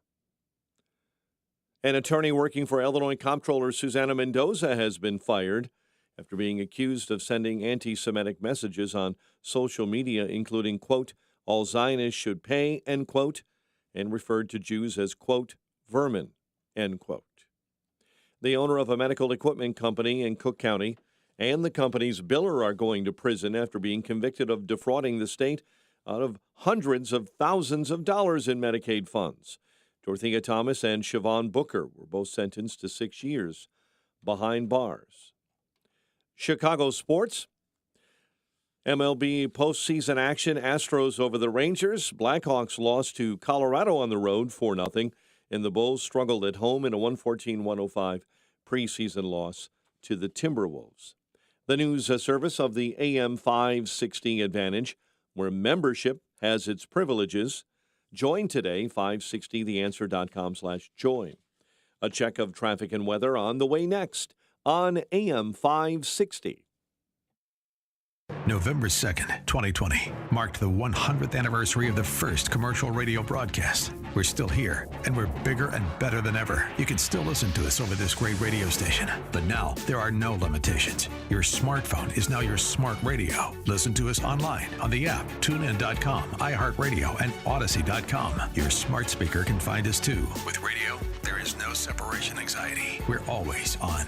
AM 560, The Answer. Building owners, property managers, and chief engineers. This one's for you. Hello, this is Bruce Diedrich with Waukegan Roofing, your professional roofer. Everything starts on top. Your investment, your building, and everything in it is protected by your roof. It needs to be in good shape. That's where we can help. If it needs to be repaired or replaced, or you think it might, call us. Let's find out. Here's the number. 847-623-1625. At Waukegan Roofing, our employees are union-trained roofing professionals with OSHA safety training certifications and have thorough knowledge and expertise regarding the various roofing systems we sell, maintain, and install. We know commercial roofing systems because that's all we do. Over 110 years of doing commercial roofs. Waukegan Roofing has the slogan, Roofs you can rely on. Because you can.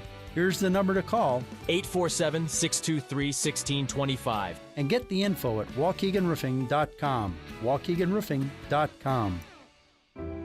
Hope Wins is a nonprofit organization dedicated to share hope and end the devastation addiction brings to families. Visit our website, hopewins7.org.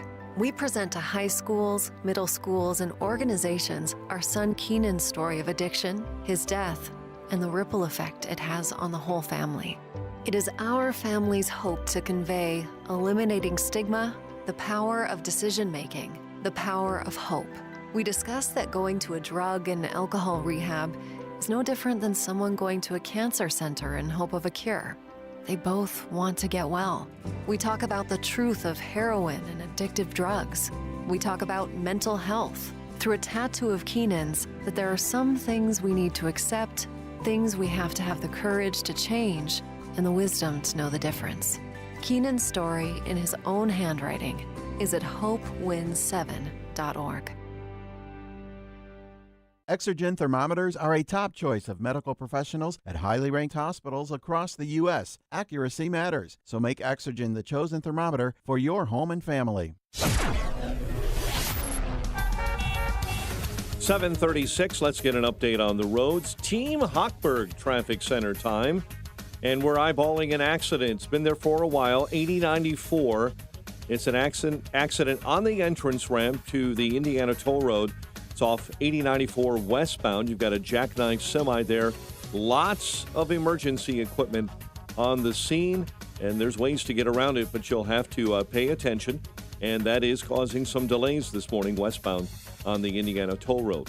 Veterans Memorial Toll, 355 southbound. Just south of Boughton right now, there's an accident on the right-hand shoulder. Tri-State, large amount of wood debris has been reported on the roadway. Some of it is gone, some remains. Southbound, just south of Roosevelt Road, there's been several flat tires along the Tri-State this morning, especially on the southbound side. And the Tri-State 294 northbound, right at North Avenue, there's an accident being relocated right now onto the shoulder. Chicago's Morning Answer with Dan and Amy continues next. AM 560 Weather Center forecast will be breezy this morning. Otherwise, clouds give way to some afternoon sun. High 62. 54 at O'Hare. Next news at 8. Chicago's Morning Answer continues next on AM 560 The Answer. This hourly segment is brought to you by the Money Hour Radio Show, Saturday afternoons at 3. Brought to you by Pure Shale Financial Group at PureShaleFinancial.com. Now, from the Signature Bank Studios, this is Chicago's Morning Answer with Dan Proft and Amy Jacobson.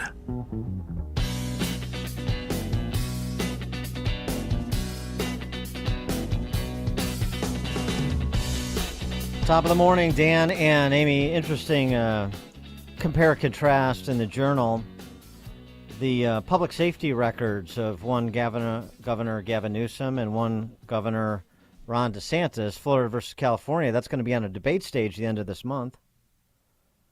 DeSantis versus Newsom. Yeah, it's November 30th. End of next I'm sorry. month. End of November or end of October? I thought it was end of November. Next month. You know what? I can think you're Google right. that. Yeah, I think you're right. But we have another debate coming up in Miami. November 5th Yeah. or 8th or something. It's coming up. Yeah, I lose all these dates. I'm so focused. It'll be on NBC. Well, a week from now, I think actually next week, it's already upon us. It always creeps up so fast every year. Asexual Awareness Week. And so I'm so focused on the usual celebrations for Asexual Awareness Week, I've lost track of some of these debates. But anyway, I digress. So DeSantis and Newsom are going to debate. What are their respective records? I mean, violent crime in big cities, still a big issue. We had, not only because of the data, but because of high-profile stories like the New Orleans DA and his mom being carjacked this week, or, of course, in Chicago, like the horrific killing of this great young man, by all accounts, Sal Herrera, who was acting as a good Samaritan and was shot and killed on the near west side. So what's going on, California versus New York? The FBI released national stats on 2022. Violent crime nationally fell 1.7%, dipping back to the same level as before the pandemic. But in California, violent crime is up 13% since 2019. So 6x the national. And in Florida, it's down 31.5%. So 16x the national, the other direction. The rate of violent crime in California, 500 people being victimized per 100,000. In DeSantis' Florida, 258 per 100,000, about half.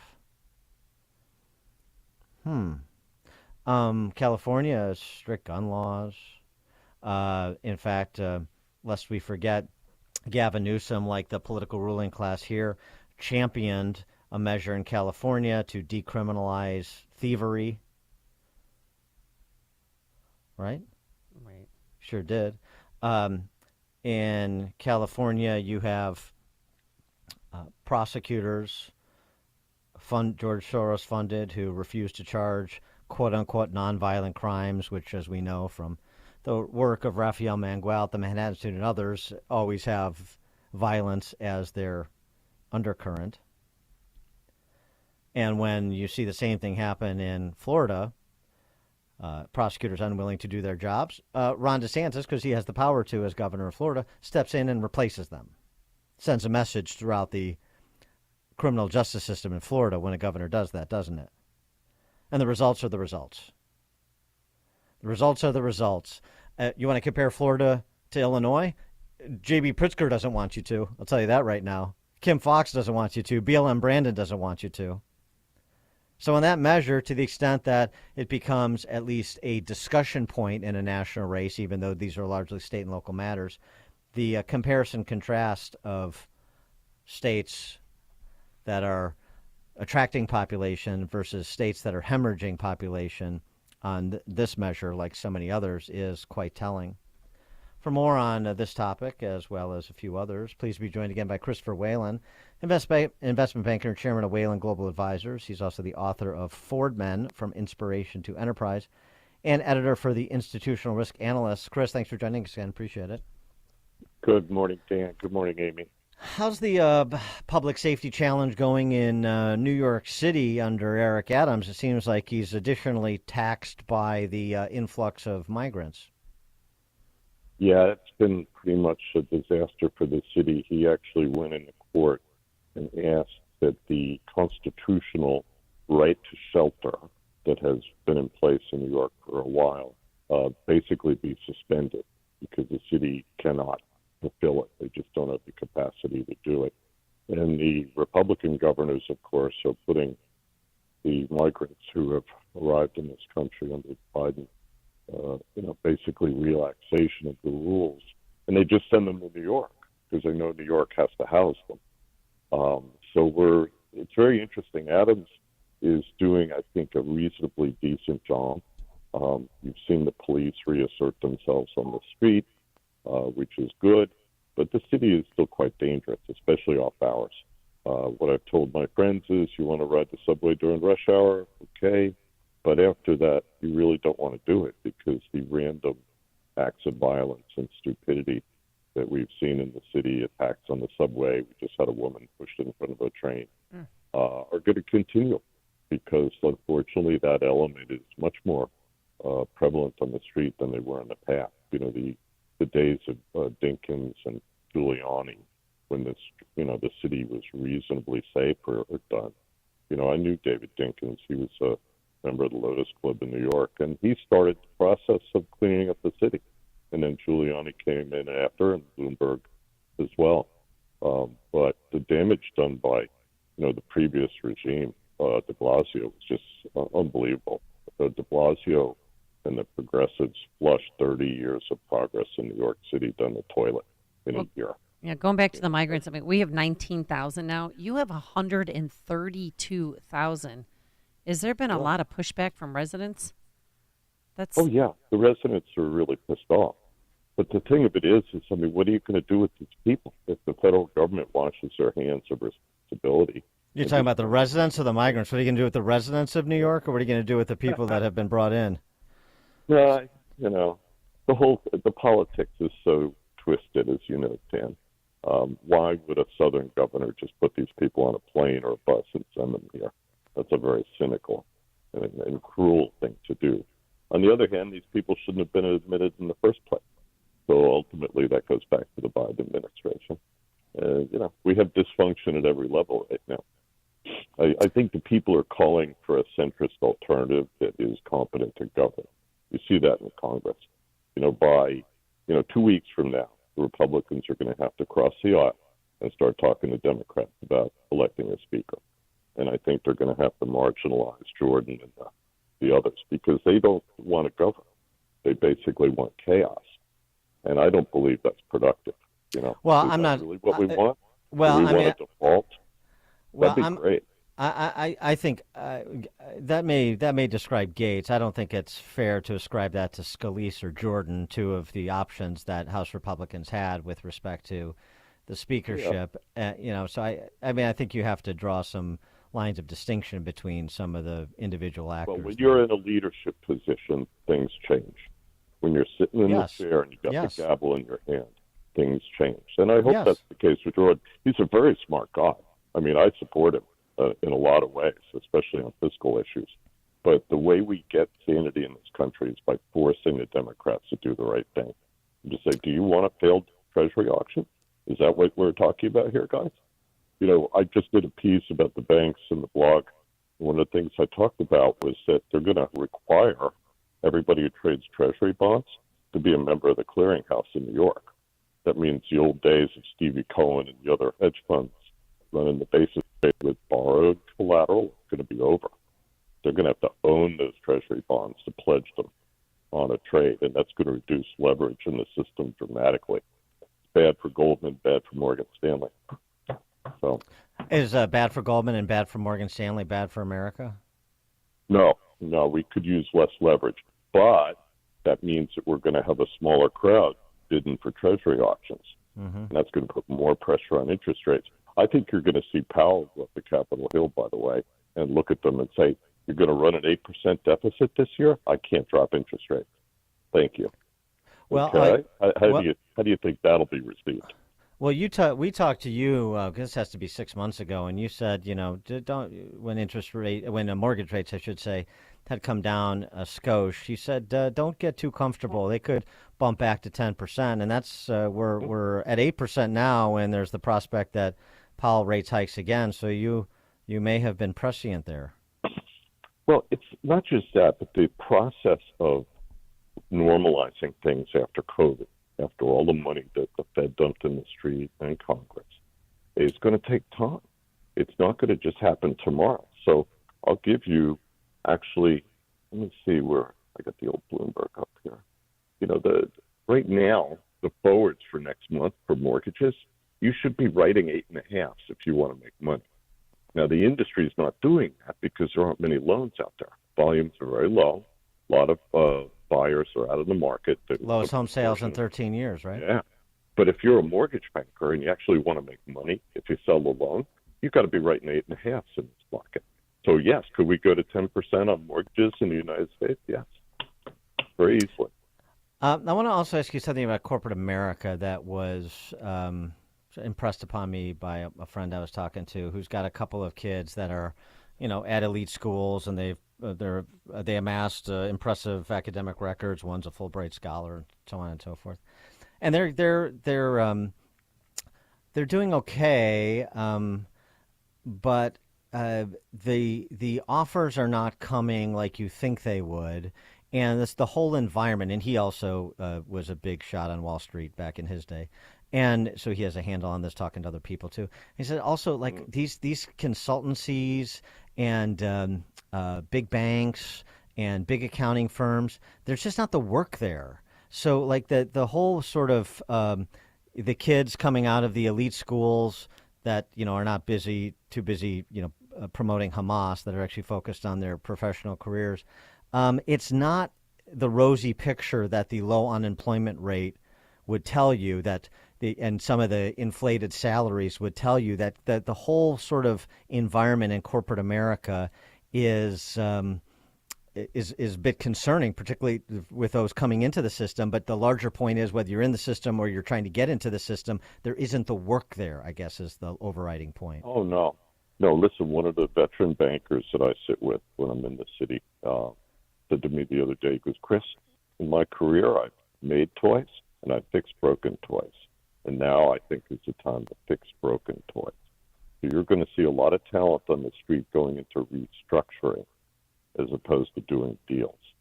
And for the big banks, a lot of those bankers really don't have any work to do unless they can go out and do IPOs and debt deals and the rest of it. So I think, yes, there's going to be a dearth of activity until, the economy basically adjusts to this level of interest rates. And I don't think the Fed is going to go anywhere near low enough to really get the animal spirits up on their hind legs anytime soon because of the deficit. So now you're starting to see that Powell, who doesn't like to lecture Congress about fiscal issues, right? He's said that many times. He's going to have to, because he has no choice. He is the banker to the United States. And he has to look at Janet Yellen and say, Janet, you need to cut spending. And she doesn't want to hear that, of course. But, look at Biden. He's getting ready to ask for $100 billion for Ukraine and Israel. And we got to go out and borrow that money. Plain and simple. That's it. Not that I put much stock in what Gary Gensler has to say at SEC, but he is suggesting that a concern he has, since this sort of stock market rally this year has been led by a handful of companies, particularly those in the AI space, his concern is that a small number of AI-based models could lead investors to herd behavior, where many of them sell or buy at the same time because their models have told them to, but the number of base models is likely to rise over time, not fall. So in other words, do you see the concern that he's expressing, that AI led this resurgence and AI could lead a pretty significant market correction? We talk about this a lot. I'm actually a member of FINRA's Economic Advisory Committee, so we talk about these issues a lot. In other words, could investors be misled by content created by AI? Because there's nobody there. It's just a machine, right, telling you what to do. Machines are often wrong. So, yes, you could have somebody out pumping a stock using AI bots on Twitter or any of the other social media, and they'll all pile in because humans chase the shiny object. But let's remember something, Dan. Vanguard and BlackRock, control most of the stock market, and they have a bias towards higher prices. In other words, if a stock moves up, they buy more because it's weighted by market cap. So the whole, the whole slant, the whole posture of the market is long. It's actually very hard to get a sell-off nowadays because so many managers, look at my banks, The banks should be down a little more given the concerns, right? Higher interest rates, consumers, everything else. But they're not. They really haven't sold off that much. So you hear this narrative, oh me, oh my, right? But then you look at the stock prices, Jamie's, where is he this morning? He's 1.4 times book. It's off a whole 0.5. So, this market wants to be long. The managers are desperate to be long because they want to put the money to work and earn their fees, right? So it's kind of quiet now. So where do you go? So don't fight City Hall. It's don't fight Vanguard and BlackRock. Just go along with the program. Yeah, the Fed is a subsidiary of Vanguard and BlackRock. Think about it that way. Okay, because think about the money they control. Vanguard controls every 401k in the country. If you don't have Vanguard on your website to show to your employees for the 401k, you could get sued. Think about that. So that's a monopoly. That is a good way to think about it. It certainly cuts through a lot of the complications. You don't have to look at too many charts to understand that. Okay. Well, the natural tendency in markets is towards centralization. That's why we have antitrust laws. Question is, where's Teddy? What do we need him? We need a Republican to go after antitrust. But listen, Gary Gensler is causing lots of problems for Wall Street. He's going to take away pay to play. You're not going to be able to buy low anymore. He's going to require centralized clearing of treasury bonds. He's got a big agenda. They put out 4 rules last year that each one was enormous, and they put them all out at the same time. So the street hasn't even been able to react to this because of what happened last March. Once we had 3 bank failures, how do you push back, right, if you're the industry? You can't. Christopher Whalen, investment banker, chairman of Whalen Global Advisors, author of Ford Men, From Inspiration to Enterprise, and editor for the Institutional Risk Analyst. Chris, thank you as always. Always insightful. Appreciate it. Good weekend. Thank you. And he joined us on our turnkey.pro answer line. There's only one radio show in Chicago talking about today's biggest stories and telling you what they really mean. That show is this one, Chicago's Morning Answer on AM 560. The Answer. Eating balance of nature, fruits and veggies, is not replacing the fruits and vegetables in your diet. It is fruits and vegetables in your diet. Ask yourself, how many servings of fruits and vegetables have I eaten today? Have you eaten 1, 2, 3, and from how many varieties? Most people are less than 3. Our body is an amazing chemical laboratory, and when you give it the right chemistry, it functions the best. Balance of Nature is 31 different fruits and vegetables prepared in a way to give you the ultimate whole fruit and vegetable chemistry. Let Balance of Nature help you supplement your fruit and vegetable intake for a lot less money and a lot less work and a much higher quality of life. Start your journey to better health with Balance of Nature. Go to balanceofnature.com to get 35% off your first preferred order and get this special offer by using discount code CHICAGO. Hi, I'm Ken Mariotti, owner of Woodland Windows and Doors in Roselle. We know you're bombarded by choices when shopping for new windows and doors, so we're inviting you to experience the Woodland difference. For decades, we've been transforming living spaces with Marvin Windows. From modern to traditional styles, Marvin replacement windows and doors can bring your garden right into your living space. Let us help make your world feel brighter and spacious. When you welcome Woodland into your home, you'll get a product expert, a design consultant who is solution-minded, and someone who has your best interest in mind. Our professional services, along with the best products like Marvin, are why we are proud of our 5-star reviews. No gimmicks, no pressure, and upfront pricing are why Woodland Windows is your trusted window and door experts in Chicagoland. Visit woodlandwindows.com to book your free in-home expert consultation, or come and experience our state-of-the-art showroom at the corner of Lake and Geary in Roselle. Hi, former CIA officer and survival expert Jason Hansen here. I teach people how to prepare for the unexpected. And right now, most Americans with a 401k, IRA, or other types of retirement accounts are not prepared for a financial crisis that could hit the U.S. in the next 45 days if we don't fix our ramped up government spending.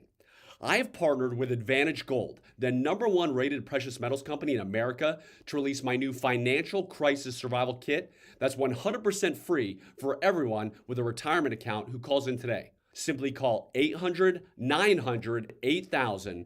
My Financial Crisis Survival Kit is jam-packed with valuable information on how you can protect yourself with physical gold and silver. Your first step to protection is calling 800-900-8000 and speaking to one of their gold IRA specialists. Advantage Gold is not an investment advisor or a tax advisor. Check with your financial advisor before investing. Again, simply call 800-900-8000. AM 560, The Answer. Dan got a lot of love about the Loyola Mount Carmel game. Well, again, saying keep playing it as much as you can. I'm sure Loyola was there before the majority of neighbors bought their homes. You're and welcome. The line about Myers Tavern is hysterical. You're welcome, North Shore residents. I'm just trying to keep people safe. I'm just trying to save lives. That's all I'm trying to do. I know, one life at a time. You're such a... You know what? You're my hero. Thank you. That's what you are. Forget teachers and nurses. It's radio talk show hosts. All right, coming up on Chicago's Morning Answer. At 8:08 to 12th Ward, Alderman Julia Ramirez surprised to find that Brighton Park residents are unwelcoming. It's 8 a.m. WIND Chicago. Jim Jordan is not giving up.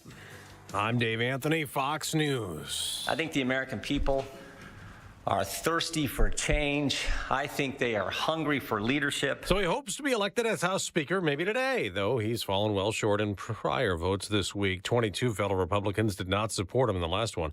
Without a Speaker, the House cannot vote on the military aid President Biden wants Congress to approve. We certainly need to help Israel, but I got to see the package. But again, we can't do that if the House isn't open. All the more reason why we need to get the House open. Now, the president wants lawmakers to approve that aid to help Israel fight terror and Ukraine battle Russia. Hamas and Putin represent different threats, but they share this in common. They both want to completely annihilate a neighboring democracy. Fox's Jackie Heiner reports from the White House. The $105 billion request covers for Israel, border security, Taiwan, and the Indo-Pacific, humanitarian assistance, but the bulk of this money would go to Ukraine. It's a larger amount that is expected to cover them for about a year. Well, the president's getting Republican pushback for that Ukraine aid push. Senator J.D. Vance tells Fox he shouldn't use dead Israeli children to do it. It was disgusting. Now, on day 14 of Israel's war against Hamas terrorists, there's bombing in Gaza and rockets fired from it. Israel's defense minister told troops amassed near the border to get ready, suggesting a ground invasion's imminent. Israel's also dealing with attacks from Hezbollah militants in Lebanon. There's a manhunt in Maryland for whoever gunned down a circuit court judge outside his Hagerstown home, prompting police to provide protection to other judges in the area. Washington County deputies say they responded Thursday night and found 52-year-old Andrew Wilkinson in his driveway bleeding. They rushed him to the hospital where he died. That's Fox's Carmen Roberts. A Washington, D.C. police officer is in stable condition the morning after being shot and seriously wounded by a gunman who was killed in return fire. America's listening to Fox News. 54 degrees. Skies are cloudy at 8:02 on AM 560. The Answer. Good morning. I'm Mike Scott. President Biden is appealing to American citizens for support in wars in Israel and Ukraine. But here in Chicago, it was a Chicago alderwoman meeting up with groups of protesters surrounding 38th Street and California Avenue. Those demonstrators are opposed to a proposed winter tent camp for migrants. And when they surrounded Alderwoman Ramirez and an aide, police were forced to escort her away. Protester and Brighton Park resident Jacqueline Zuniga says elected officials are not listening. Our alderwoman didn't let us know. There were no notices. There was nothing in the mail.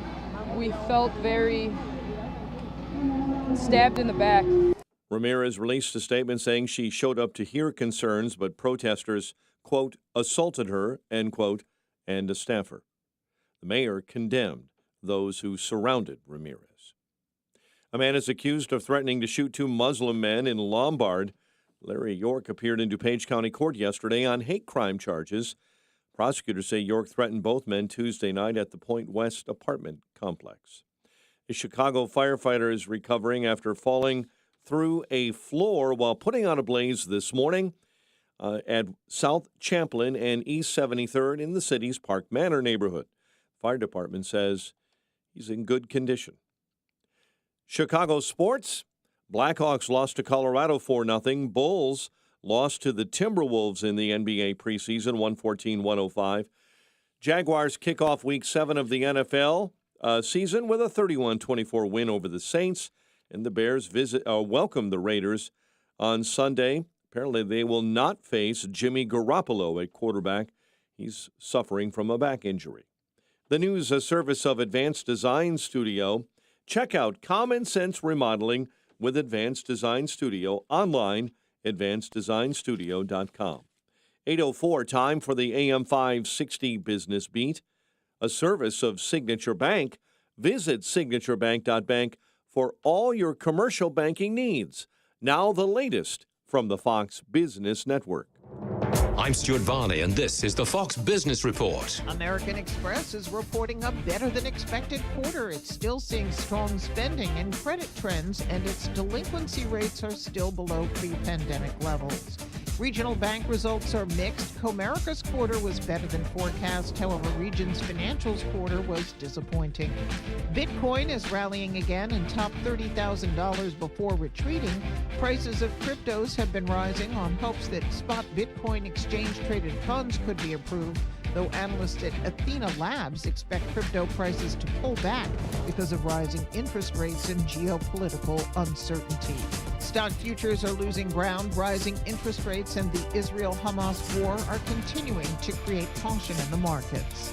That's your Fox Business Report. I'm Jimmy Cosola, invested in you. 8:05, a check of traffic and weather on the way next on AM 560. Freedom Summit Chicago tickets are now on sale. Join AM 560, The Answer, on November 11th at the Westin Chicago Northwest for Freedom Summit, featuring Rand Paul, Judge Janine Pirro from Fox News, Dan Proft, Amy Jacobson, Sean Thompson, and many more. Tickets are on sale now at freedomsummitchicago.com. That's freedomsummitchicago.com. Sponsored in part by Best Dental Group of Bartlett, the Illinois Family Institute, and by Alpha Wealth Group. Did you know most vitamin supplements have a warning label on the back? That's because without the synergy of thousands of nutrients working together that are found naturally in whole fruits and vegetables, vitamins are not balanced. This is why Balance of Nature only uses whole fruits and vegetables, no isolates or synthetic vitamins of any kind. We take a variety of 31 of the highest quality fruits and vegetables and remove the water without changing the rich chemistry.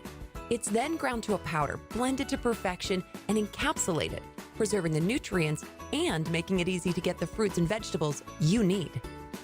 So even though Balance of Nature comes in a capsule and looks like a vitamin, it's very different. Start your journey to better health with Balance of Nature. Go to balanceofnature.com to get 35% off your first preferred order and get this special offer by using discount code CHICAGO. Hi, I'm Martha Stewart. Every year, more than 4 million pets enter shelters here in the United States. My friends at American Humane have been helping animals since 1877. The goal is to ensure that pets have a safe shelter, especially during natural disasters. Adopting a shelter pet allows shelters to help more animals awaiting care. Please consider adopting today and take some time to learn more about American Humane's other work at americanhumane.org. Pure Talk, America's wireless company, is on a mission to alleviate $10 million in military debt by Veterans Day, but they're going to need your help. Now, Pure Talk will donate a percentage of every new order to this great cause. When you make the switch, they make it simple, fast, and easy to their super fast 5G network. Talk, text, plenty of data now, only at $20 a month. Do it right now. Dial pound 250. Say the keyword SAVE NOW. Make the switch to Pure Talk, and you can help a military member in need.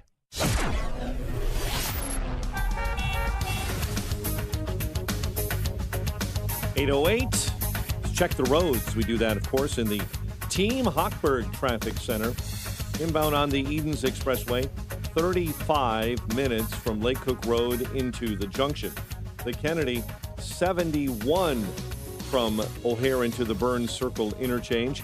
Ike in 54, 390 to the old post office. Stevenson, It's an hour from 355 into DuSable Lakeshore Drive. You'll hit the brakes at Harlem Avenue. Stevenson outbound accident, left lane blocked. Again, outbound Stevenson between First Avenue and the Tri-State. And the Dan Ryan, 30 minutes, 95th into the Burn Circle. Chicago's Morning Answer with Dan and Amy continues next. AM 560 Weather Center forecast with Steve Williams. It'll be breezy this morning. Clouds will give way to some sun. Our high today, 62. Partly cloudy, passing shower late tonight, low 47. Variable cloudiness, a shower in spots tomorrow. Breezy and a high 62. Sunny, cooler Sunday, the high 57. I'm Steve Williams on AM 560. The Answer. Clouds, some light sprinkles, 54. Next news, 8:30. Chicago's Morning Answer continues next on AM 560. The Answer.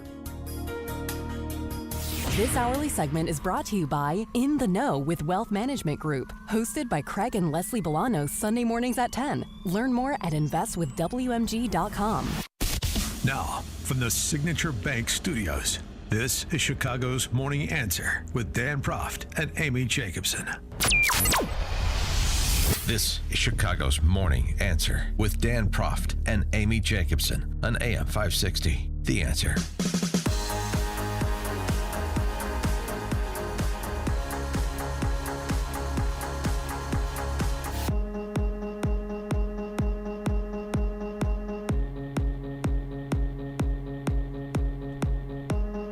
Top of the morning, Dan and Amy. So things got a little tense in Brighton Park because Brighton Park residents were not noticed of what appears to be happening, which is clearing space in their neighborhood for a massive tent city for migrants as the weather turns. And so Julia Ramirez, who is the alderhuman that represents Brighton Park, McKinley Park, 12th Ward, she was out there to listen to the concerns of the residents, as any good alderhuman will do. Yeah, they invited her there, so she went out.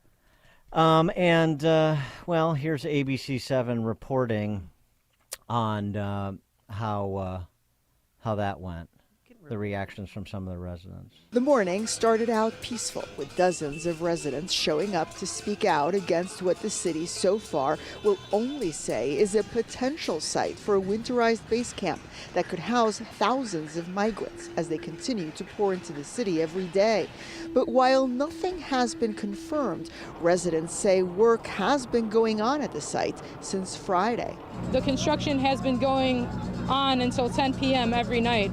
So I was thinking construction will be done by the 24th when they want to hold the meeting at Kelly High School. That October 24th meeting was set up by Alderman Ramirez, and it is part of the reason tensions have been running high, with residents afraid by next week they will be presented not with a choice, but with a finalized plan. These meetings aren't about taking in our concerns. It's about trying to tell us what they're going to do.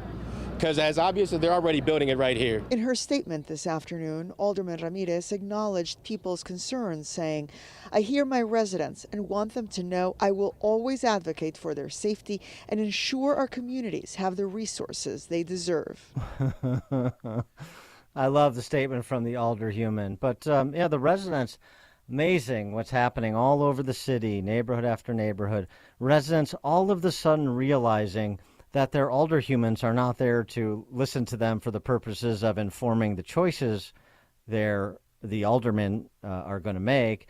They're there to give the appearance of input, to let you spout off and then move forward with decisions that have already been made. Okay, what so a surprise. 312-642-5600, turnkey.pro answer line. Text us at 64636, type in DA, then a quick comment. So she was there.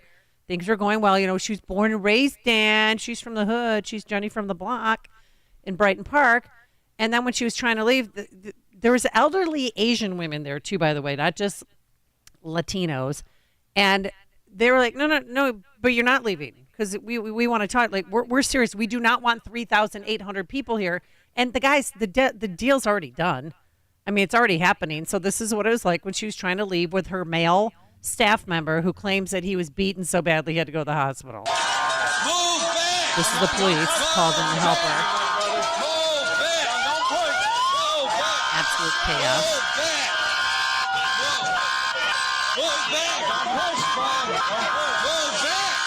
Yeah, vivid.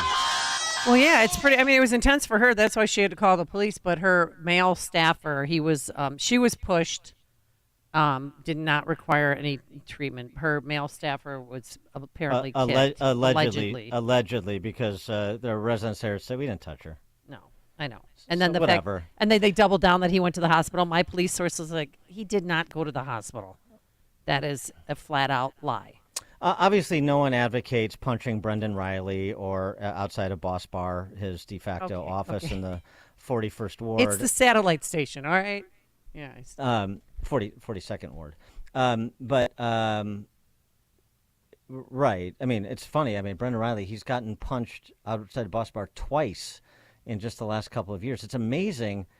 These people that want to accost Brendan Riley, what are the odds that they would find him at Boss Bar twice, the same place? Okay. Lightning would strike twice in the same place. Anyway, all right, enough about the drunkard 42nd Ward alderman. So nobody's advocating that he be punched, and nobody's advocating that Alderhuman Ramirez be accosted by her residents. But that's a sideshow that the press corps uses to deflect away from the underlying issue, which is the one that the residents are talking about that you just mentioned, 3,800 migrants housed in this facility that's being stood up in their neighborhood. By the way, it is interesting to note, as you did, the Brighton Park, largely Latino neighborhood, and wow, well, are Latinos, are they unwelcoming? That can't be. They're magical brown people, like the magical black people, the magical people of color. Well, so what? They came here legally. So. Yeah, I understand perfectly, yeah. And so how does the political class explain that, though, is the question. Oh, right. All Latino people are not sharing a brain because of their culture, their ethnic heritage.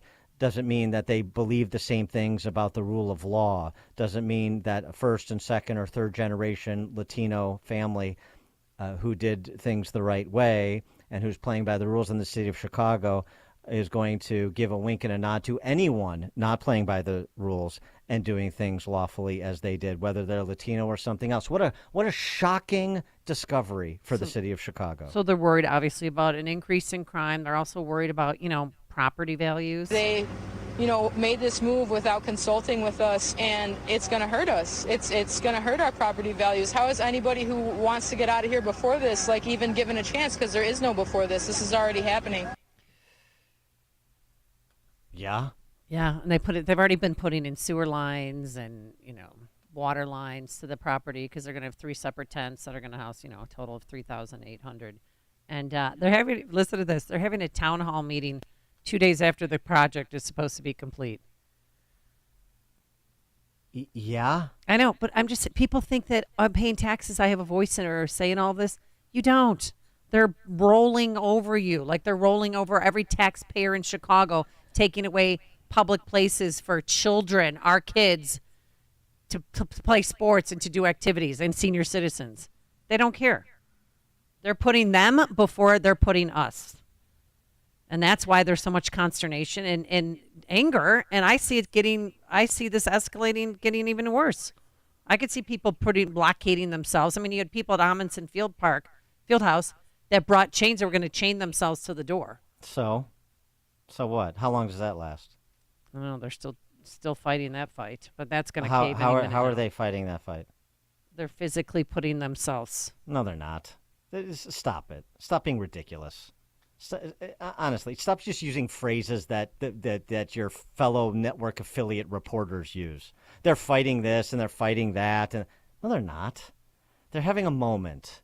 Having a moment when the alderhuman shows up. They're having a moment when they're turned away from their field house. A couple people threaten to chain themselves to a door. And how long does that last? Police come, unchain them, they're gone. What kind of sustained effort do you see happening? People bitching at a community meeting, people bitching on the streets of Brighton Park. They just realize that they are pawns. Mm-hmm. They are not constituents. They just realize they're window dressing for the political ruling class, and they're going to do what about it? You know, I've seen this over and over and over again, and everybody else has. The difference with me is I'm not going to pretend like this is something new or something important. We saw it with Danny Golden's shooting last year in Beverly. And it was going to be Beverly, Mount Greenwood, the few neighborhoods that still respect police officers and the rule of law, that still rally for police officers, are going to, that's it. We're going to send a message to, we're going to do to Pritzker and to Fox and to BLM Brandon. We were halfway out the door, but now we're going to stay and fight. Did you? How did that fight manifest itself? How sustained was that? And you're telling me these people that otherwise elected, at least in Beverly and Mount Greenwood, you can't say they are BLM, Brandon, they're Kim Fox, they're J.B. Pritzker supporters, generally speaking. But in these neighborhoods on South Shore and Hyde Park and Galewood, in Brighton Park, these are Democrats. The people that you wanted in are in. So now you're upset because with the policy choices because you are not as important a victim class as this new victim class that they're interested in serving for the moment to expand their coalition of the quote-unquote marginalized. And so how is that going to be sustained? When you say fight, what do you mean? Crying at a community meeting at Kelly High School and then going on your merry way? I did my part. I mean, just spare me. Like they have to vote them out of office, obviously, but I think people are waking up those who I don't think so. asleep. I don't think so. I don't think they are. I think they're very short-sighted. I think they're waking up to this because it is slapping them in the face. Yep. And then it will come, and they will get used to it, and they'll have to deal with it, and the city will continue to disintegrate. I mean, this has happened on issue after issue, in neighborhood after neighborhood, on every single issue. The parents who are having their scholarships taken away from them by J.B. Pritzker and Chris Welch and the Chicago Teachers Union and the Democrat Socialist power structure in the state, where are they? Where are those families? I mean, you don't care about a scholarship for your kid? You wanted it enough for him or her to go to a better school that you went and got it in the first place. So what are you saying now to the politicians? It's one party. It's the same power structure taking away the scholarship for your kid. No. Where's that being platformed? Where's the community meeting for that? Where are the people on the streets? Where are the people at City Hall in a sustained way? Where are the people telling their stories? I mean, all this, I'm supposed to rally around the residents of Brighton Park or South Shore or Hyde Park or Galewood or Beverly or Mount Greenwood? Why? I'm supposed to fight for them even though they won't fight for themselves. Because and what are they supposed, I mean, and frankly, they don't want my help. They don't want the help from people with whom they disagree, generally speaking. Fine. Godspeed. Enjoy your new Brighton Park neighborhood, redeveloped. Because those tents are never coming down, because once the migrants are gone, which we don't know when that's going to happen, then they're going to use it for homeless people. Sam in Brighton Park. Sell your house now. Sam in Brighton Park. Yeah, go ahead, Sam. Hey, Dan and Amy. Good morning. Love your show. Thank you. Just letting you know, yesterday during the protest, there were actually a lot of Asian folks out there. Yep. Because they live directly across the street from that campsite that's being built. And, they're worried because, a lot of these folks that came across the border, they're not vetted. Who knows what they're going to do. Yeah. I know. And then just want to touch on, the older woman, and then she came and did a spectacle, and now she's claiming she's a damn victim and calling these people violent protesters. What about MAGA the people? people. Right. What about the BLM people that did the riot? Like, they're mostly peaceful. So right. I just want to. Hey, Sam. So Sam, let me ask you this about Brighton Park. You're in Brighton Park. You live there, or you work there? Yes, I do. So tell me about Brighton Park. For 20 years. So tell me about it. I mean, hey, I'm happy to be corrected. Tell me I'm wrong, and tell me that what's going on now represents a real paradigm shift, that the residents of Brighton Park, your neighbors, are actually rethinking their entire approach to political support and who they support at the local, city, state level. Tell me that's happening. And they voted for Juliana Ramirez without knowing that she's got to be a social justice warrior and all these restorative justice crazy people. And now this is what they get. Thanks for the call, Sam. Appreciate it. All right. It's that time. It's that time. Coming This up is next. the morning show more Chicago radio listeners are choosing. This is Chicago's Morning Answer on AM 560. The Answer. At Signature Bank, going the distance for business banking customers is what we do every day. We understand that business owners have a strategic mission, a drive to succeed, a plan for growth, and don't have time to wait for a bank to respond. With Signature Bank, you not only have a banking partner that has roots right here in Chicago, but our decisions are made locally too. Signature Bank knows that when you have a question or problem about your business, you want answers. You need someone who will pick up the phone or respond to your text. You need someone who is always there for you. That's Signature Bank. We are a team that wants to get to know you and your business. Want to be Signature Bank's next success story? Give us a call today at 773-467-5630 or visit us online at signaturebank.bank. Member FDIC Equal Housing Lender.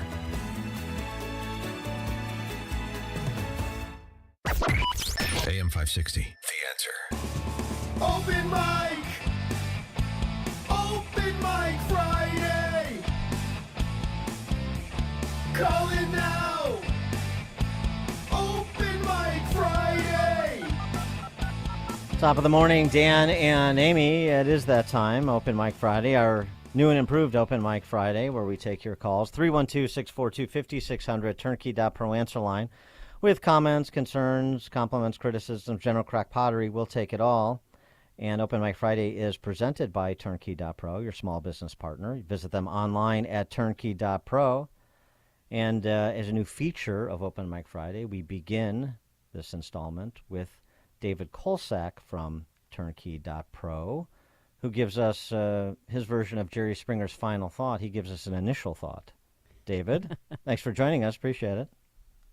Good morning, Dan and Amy. I first want to comment, I was laughing out loud about the Loyola topic. I have full disclosure, I have a sophomore at Loyola Academy, and oh my God. They're trying to put in lights, and so there's this big uproar in Wilmette about having lights. And I went to Wheeling High School, where they actually canceled the game or postponed it on a Friday night because of gang violence or the threat of gang violence against Rolling Meadows at Wheeling. So they can come over here and see what it's really like. But the other thing is they have that cottage industry in that whole neighborhood there, that everybody who has a house in that neighborhood has a circular drive where they sell their parking spots to students for $2,500 or more per year. So they would be missing out on a lot if they didn't start getting along. So I just thought it was hilarious. So thanks for that. Are you going to go to the game, Mr. Kolsak? I'm actually going to be down at Purdue for the weekend, at least for the night, to visit my son. So I will not be there tomorrow. And my other kid's getting his wisdom teeth out this morning, so he's going to be out of commission. So you're in a safe place. That's good. We're in our safe zone. Well, I mean, I just want, David, before we get on to substantive things, although this is substantive, the North Shore's precarious position here, whether or not the North Shore survives this weekend. I just want to give you audio from the last opponent that Mount Carmel vanquished. This is how that went. Take a listen. Irish. Glad to have you with us. What's this?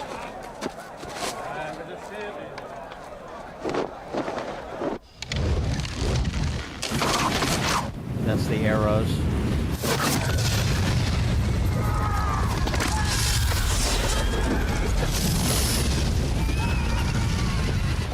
I mean, that sound doesn't give you an appreciation for the carnage that was inflicted by Mount Carmel. It's like Braveheart almost. It is almost like that. Yeah, it's almost like that. Hold the line. Mm-hmm. Hold that line, North Shore. All right. Well, anyway, I wanted to start by talking about the Speaker of the House, touch a tiny bit on Israel, and then talk about money. So first to the Speaker of the House. First of all, do you believe that Trump made a big mistake when he backed McCarthy for Speaker? Did Trump make the right pick of an incompetent guy, or just to have him removed at just the right time? Or did McCarthy maybe play a role, or was he, quote unquote, played to play a role? Not having a speaker just before this Israel situation is incredibly timely, and too timely or coincidental in my opinion. And so I question that. What happened to the $150 billion sent to Ukraine? Where did all the talk of the bribes being paid to the Bidens go? How about the impeachment inquiry? Where did that go? Where's the laptop from hell? Like, poof, it's just all gone from the narrative. And still no speaker, and looks like, they're still trying to get Jordan in, but we'll see what happens. So briefly about Israel, who controls Hamas? These are my questions. Again, I'm going to always be in question mode. Who started it? I think for years and centuries, these people all got along from different creeds and colors and religions, and they all seem to get along. But when did all this hatred get going? We've got a lot of different things in history that we can look to. But since last week, we've got other countries involved, and didn't we just give $6 billion to Iran for humanitarian aid? Really? The timing of all this is super interesting. And so then on to the subject of money. Now, I want to talk about BRICS for a second. A lot of people don't know about BRICS. They're all about U.S. currency and buy gold and buy silver and things like that, which are all, good things to talk about. But BRICS stands for, if people don't know, Brazil, Russia, India, China, and South Africa. Those nations have, got together, and they're leading a movement to come away from the petrodollar, the U.S. petrodollar, and attempt to establish their own gold-backed currency. A lot of other countries are really clamoring to move away from the U.S. petrodollar. And actually, I think last month I just saw an article that said 25% of all oil purchases are now being allowed to be made in other currencies other than the U.S. dollar. So that's a big deal, like a huge deal and a threat to the U.S. currency. But it's also interesting to note the countries that want to join BRICS that are in the region: Egypt, Iran, Saudi Arabia, the United Arab Emirates, Pakistan, Sudan, Syria, Turkey. That's like right there, and it's all in that region. And interestingly enough, also Mexico, to our south border, would also like to join the BRICS movement as it gains momentum. So could it be that the absence of a Speaker of the House may be intentional? Do they want to avoid some formal declaration of war? Do they want a government shutdown? Are they creating scenarios like just to create a public opinion and a sentiment? Or are they just, say, look over here, but not look over here, but what we're really doing? Like my questions are like, who's pulling the strings? But as George Carlin once famously said, it's a big club and you're not in it. I'm certainly not in it. And lastly, it's very telling when Russia brings up a ceasefire resolution in the UN just a couple days ago, and only 4 countries, I think there were 4, that voted for it: China, the UAE, Mozambique, and Gabon. And the countries that voted against the ceasefire were Britain, France, Japan, and the U.S. So it looks like, to me, the West wants war. The other ones abstained, by the way, on the Security Council. So it's interesting to note that the Federal Reserve, that basically has a federal banking system in every country in the West, is no more federal than the company called Federal Express, or FedEx as we know it.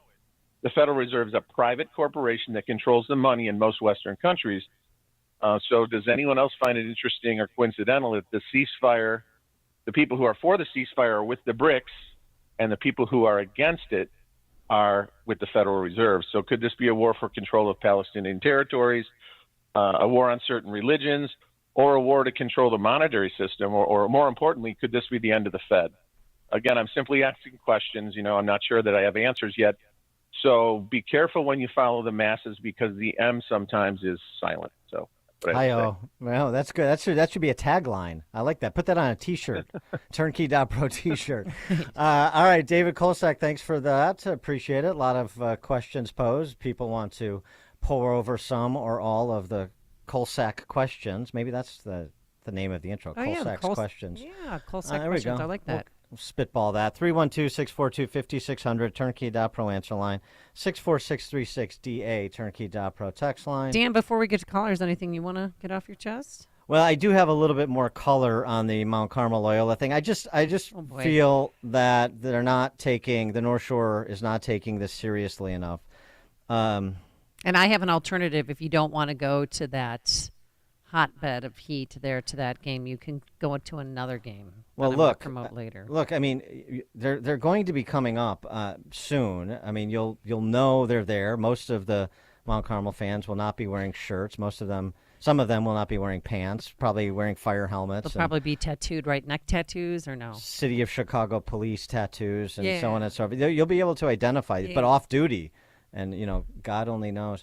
Anyway, this was the pre-Loyola rally. This is down in the faraway land, the south side, Mount Carmel. I got exclusive audio of this. This is the pre-game rally for tomorrow's game, Mount Carmel versus Loyola. This is Loyola amping up their troops for tomorrow's contest. I am William Wallace, I don't know why William Wallace was there. and I see a whole army of my countrymen here in defiance of tyranny. You've come to fight as free men, and free men you are. What will you do without freedom? Beat Loyola. Will you fight? Fight against that? No! We will run, and we will live. Aye. Fight and you may die. Run, and you'll live. At least a while. And dying in your beds many years from now, would you be willing to trade all the days from this day to that for one chance, just one chance, to come back here and tell our enemies that they may take our lives, but they'll never take our freedom? Go Caravan. Gives me the chills, man. Yeah, have to do a better cut job on that clip, but you get the gist of it. William Wallace impersonator there on the south side. And if you don't want to go to that game, you can go to the Amundsen Hersey High my School God, volleyball game. I mean, would you just give it a rest? No, hey, we're playing my alma mater. We're playing Hersey High School Yeah. at the Lake Park High School Invitational. We first take on Prospect, and then Lake Park, and then Hersey. I think it's going to go swimmingly. Are they using migrants for line judges in that game? Hey, it's so rude. Matt on the south side. Hey, good morning, Dan. Good morning, Amy. Dan, I think earlier this week we were talking about what everybody can do, what each city and person can do to outdo each other to be a more welcoming city. And I'm thinking that maybe 560 the answer could hand out $50 gift cards each 5 minutes. Yeah, that's not a bad idea. Thanks for the call, Matt. John, Bridgeport. All right. Am I able to get a double or nothing here wager on you here, Dan? Oh, that's right. You owe me. Wait, you owe me dinner and golf, don't you? No. Dinner? Dinner and a you Sox wanted game? a Sox game, then it Dinner turned and a into Sox game. dinner. Yeah, But I don't. I'm taking Loyola. I'm taking Loyola because I think they have a classier team than the Caravan. I'm just letting you know. Oh my gosh. Never mind. Never You're mind going to the start a adults. border war between Bridgeport and Mount. You're opening up a two-front war. All right, go ahead. It's fine. That's fine. Now, last but not least, Amy, Dan, please do not let Pritzker off the hook.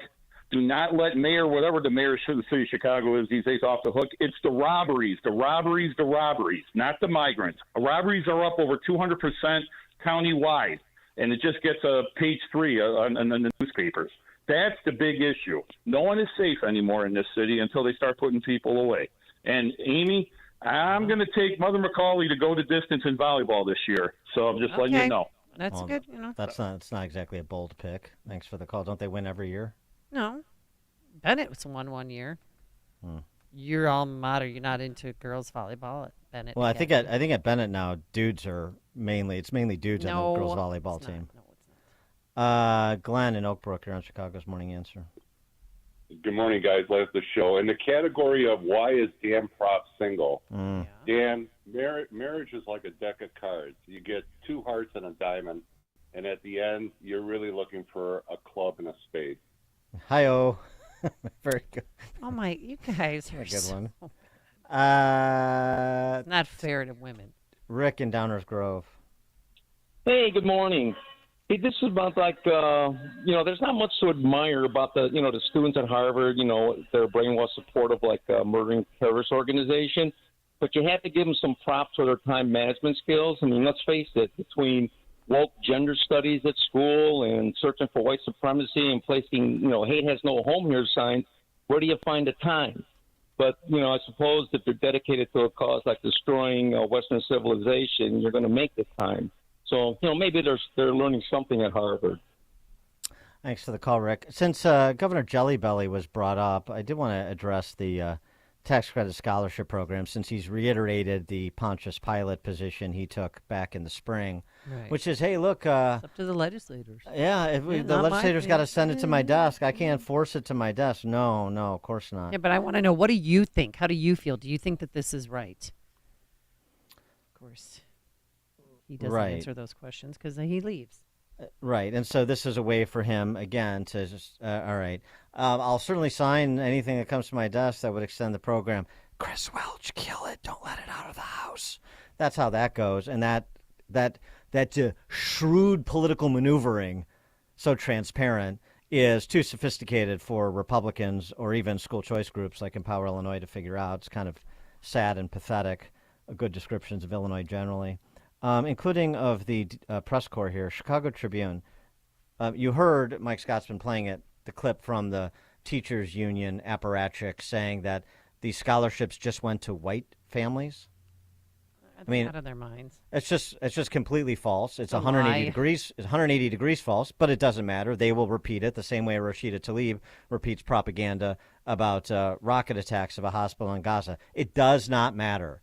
And it doesn't matter to the residents or even apparently to the scholarship recipients or to the proponents of the scholarship program. So why shouldn't they repeat things that are just manifestly false? Well, who's going to check them on it? The Chicago Press Corps? No, of course not. Here is the Chicago Tribune characterizing the tax credit scholarship program. If you thought saying it was all scholarships to white kids, patently false. Easily knowable. We have all the data. Plurality of minority students, lower to barely middle-income families benefiting. It's just so offensive, but again, I understand this is a state and a city and a region that is incapable of being shamed for their barbarism. Incapable of it. The Chicago Tribune, quoting, "The program has become a contentious issue for lawmakers, especially among Democrats who control both chambers. Some Democrats have questioned whether tax incentives should be used to support private schools. There have also been concerns that some private schools may discriminate against LGBTQ students, those who are disabled, or other groups." Oh, the old wraparound smear. The guy who allegedly murdered that Palestinian boy and almost murdered his mom as well. That's Conservative Talk Radio's fault. Can you name anyone? No. Can you name schools who are discriminating against LGBTQ students, disabled students, or these unnamed other groups? No, we don't have to. It's the smear. We're just in the business of smear. We're smear merchants. And that's what the barbarians like, smear merchants. So the smears will continue, as well as the barbarism. Jim on the north side, you're on Chicago's Morning Answer. Good morning. Morning, Jim. Go ahead. Chicago, Cook County, Illinois have all kinds of problems. The migrant problem being just one. But this illustrates something. Become a migrant yourself. Get out of Chicago. Get out of Cook County. Get out of Illinois. Move someplace where people make rational, common decisions. This isn't going to get any better. They haven't hit bottom yet. Thanks for the call, Jim. And by the way, they haven't hit bottom yet. I mean, Sam in Brighton Park, who called when we were talking about the residents complaining in Brighton Park yesterday. Yeah. He basically conceded the point. Yeah. Right. We haven't. Okay. Just checking. Tom in Richmond. Yeah, when I got in the car yesterday morning, the radio was evidently on 89 from the night before.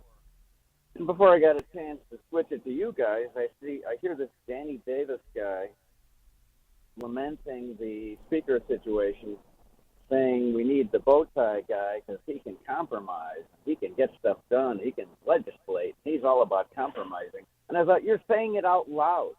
You're supposedly a Republican, and you're bringing this theory to Washington. You screwed up Illinois. The Democrats don't compromise. They get behind an issue 100% and they ramrod it through. Our Republicans think we have to compromise, and that's why the country's where it's at. Thanks for the call, Tom. Well, I mean, in the sense of people in charge of institutions that are sane, or Republicans in charge of institutions when they're in power. This is not across the board, but there are too many instances, to his point, where you will not exercise the power you have. You will not exercise the power you have. This happened at my alma mater, Bennett Academy, which is now just a Catholic school in name only, because the Benedictines didn't exercise the power they had over the school, and they lost control of an appointed board that they could remove members of it at their whim. They lost control of the board, they lost control of the staff, they lost control of the school. When you're in charge of institutions and you will not exercise the power that you have in furtherance of the stated objective of the institution, then you're just as cowardly as any of the politicians that we talk about, just as cowardly as these voters that claim innocence, even though they were party to the people and the policies that now victimize them, or that they now detest. Just as cowardly, and particularly when it is men and women of faith and men of the cloth, as we've seen over and over again. You're worse. You're worse than your rank and file Marxist on a college campus or in a university president's office, who you know is beholden to the identitarian mob. And that's what we see over and over again. Center-right, sensible people that will not exercise power they actually have. Well, then why should people be interested in putting you in places of authority? How can they trust it? Might as well just burn the place down. And I'm not a burn the place down guy. No. But a lot more conservatives are becoming that way for exactly the reason I'm describing. It's not good. Rob in Plainfield. Hey, hello, Rob. Dan. Yeah, Rob. It's Rob Cruz. How you doing, buddy? Hey, what's up? I'm calling this. Speaking of your Bennett comment, there we can give you a little bit of satisfaction as they come into New Lenox tonight to make a playoff run. The winner gets to go to the playoffs. It's Providence Catholic versus Bennett at Providence this evening at 7. Providence will kill Bennett, I suspect. Yeah. Well, we're not as what we were before, but we're expecting a big win tonight. So yeah, Providence is going to beat Bennett. That one out Yeah. there. All right, very good. Good luck. Thanks for the call, Rob. I mean, I can't. It's like rooting for Northwestern. Why even bother? Just because it's my alma mater? My alma mater, right or wrong? I don't think so. Whatever. It's just you just lose all affinity for an institution that behaves in a shameful way, or at least you should. Otherwise, how are you going to correct it? You're like one of these big money guys. Okay, I just finished my 5-year pledge. Now I'm a little hesitant to re-up. Oh, boy. What a heroic stand you're taking. That's really going to give your institution the what for, isn't it? You're really doing something important, aren't you? No, you're not. And you're not changing the trajectory of the institution. You're just making yourself feel better about being complicit and an underwriter of something that is just egregious. Sean and Darian. Yeah, hi guys. Great show like always. I love you guys. But my point is, like you were saying earlier, Dan, like the stuff about the illegal migrants in the city, they're putting up the tents. The residents aren't going to do anything.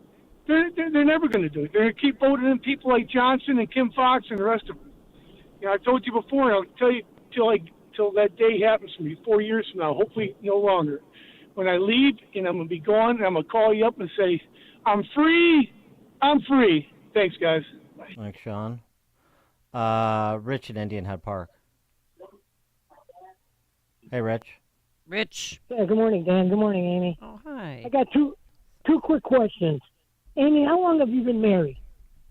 Which time? Yeah, it's like talking which Elizabeth time? Taylor Okay. over here. Yeah. No, the only reason I'm saying that because when I called this morning, I told the screener I know the reasons why Dan isn't married, but I wanted to ask you what were the reasons why you weren't married, and he said that you are married, and I never knew that because you never mentioned your husband as much as anything else. Well, maybe my husband is Dan. Oh, just kidding. Yeah, okay, Don Wade and Roma. No, I just keep things private nice when try. it comes to that. But Okay, yeah. all right. Well, that's all I want to know because No, Rich, go ask her more questions. Ask me. Yeah, go ahead, Rich. Probe a little I bit do like deeper. sushi and long walks along the beach. Yes, what else? Yeah, okay. I'm a Scorpio. No, because you're talking about coaching and that kind of stuff, and I was just wondering. I didn't think you were married, but anyway, my question was: Is it like a Will Smith, Jada Pinkett Smith thing? Is that what we have going on? Yeah, who that happened, huh? I don't know. You'd have to answer that. I wouldn't know. But anyway, my question was: is why are there so many Democrats in the Congress that are so unwilling to condemn Hamas and Iran? I mean, I don't understand that. Thanks for the call, Rich. Well, I mean, again, the center of gravity is the Socialist Spice Girls. You've heard the comments from Rashida Tlaib and AOC and the rest of that gaggle. Even Jewish members of Congress that are Democrats, a lot of them are mealy-mouthed at best on the topic because the Palestinians are part of the Solidarity and Marginality Coalition of the left, and Jewish people are not.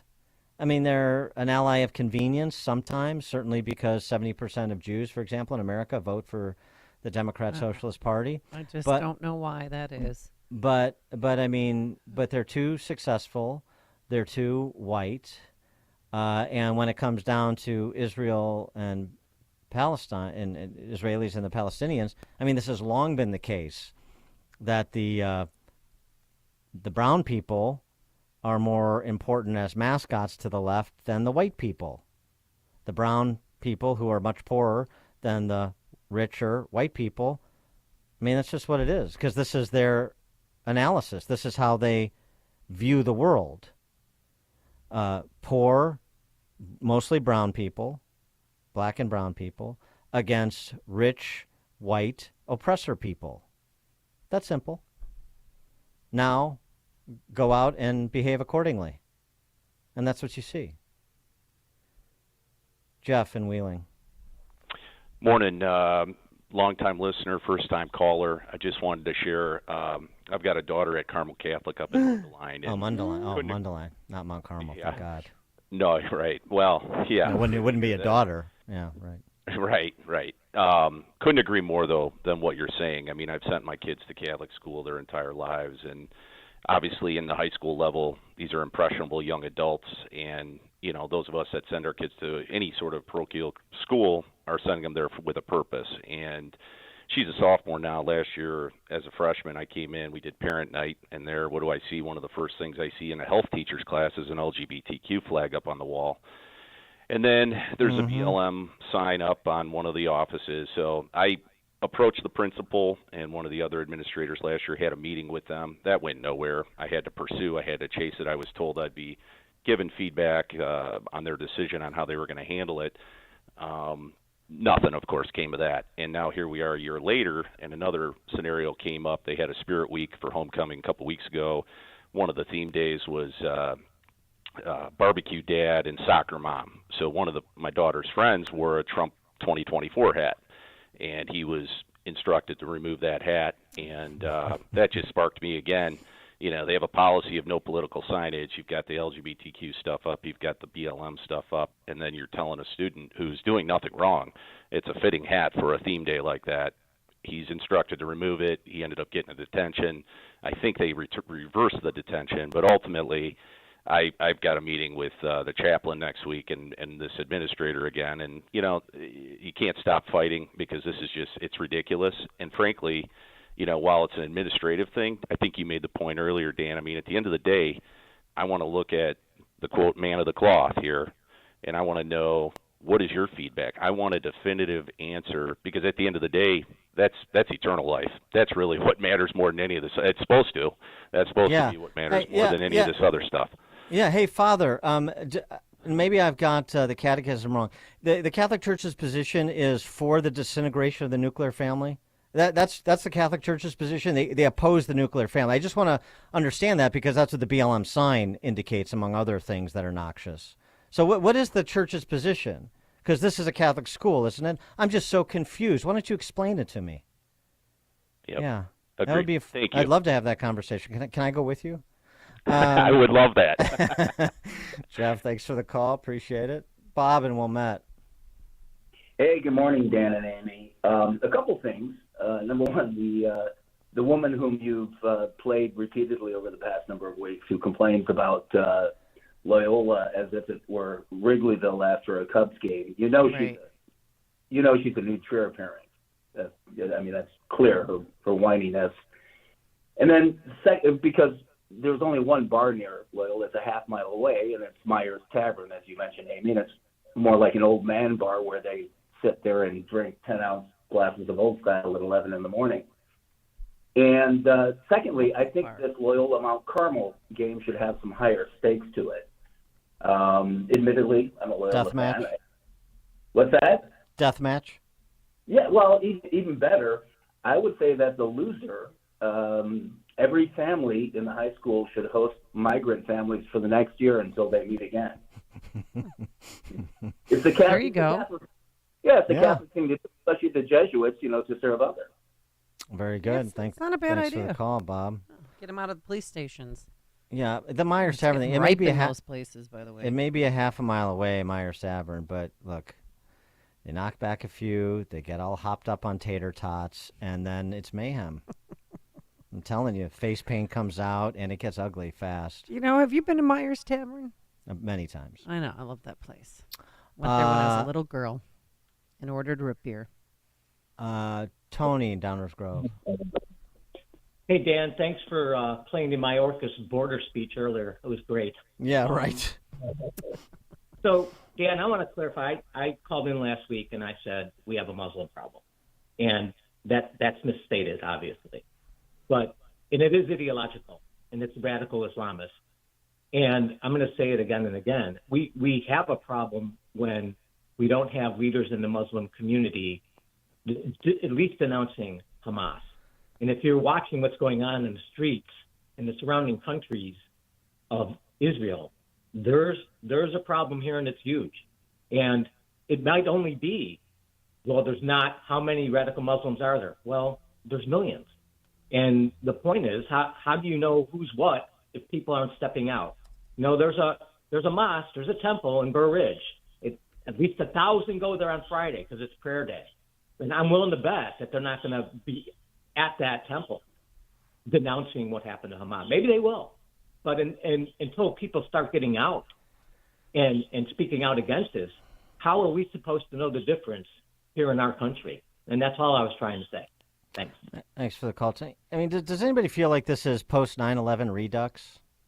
Didn't we have this conversation for years post 9/11, where we made the point? And with respect to other Islamofascism inspired domestic terror attacks in this country that have been, of course, in the many dozens since 9/11. So what do we say? Look, there are 1.5 billion Muslims in the world. The overwhelming majority are peaceful pluralists, and certainly that's the case in America. But a small percentage of a big number can be a big problem. And so what is it globally? What do you want to say it is? Is it 10%? Well, 10% is 150 million people. Is it 1%? Well, that's 15 million people. 15 million people that are underwritten by genocidal jihadists and the upper reaches of the Iranian government and elsewhere can do a lot of damage. And so, to the point, that's the problem, of course, is with Islamofascists. It's not with Islam, the religion, as I always say. Islam plus fascism equals Islamofascism, to put it in equation form. that political piece, that political ideological piece, is an important one. So, to Tony's point, he's absolutely right.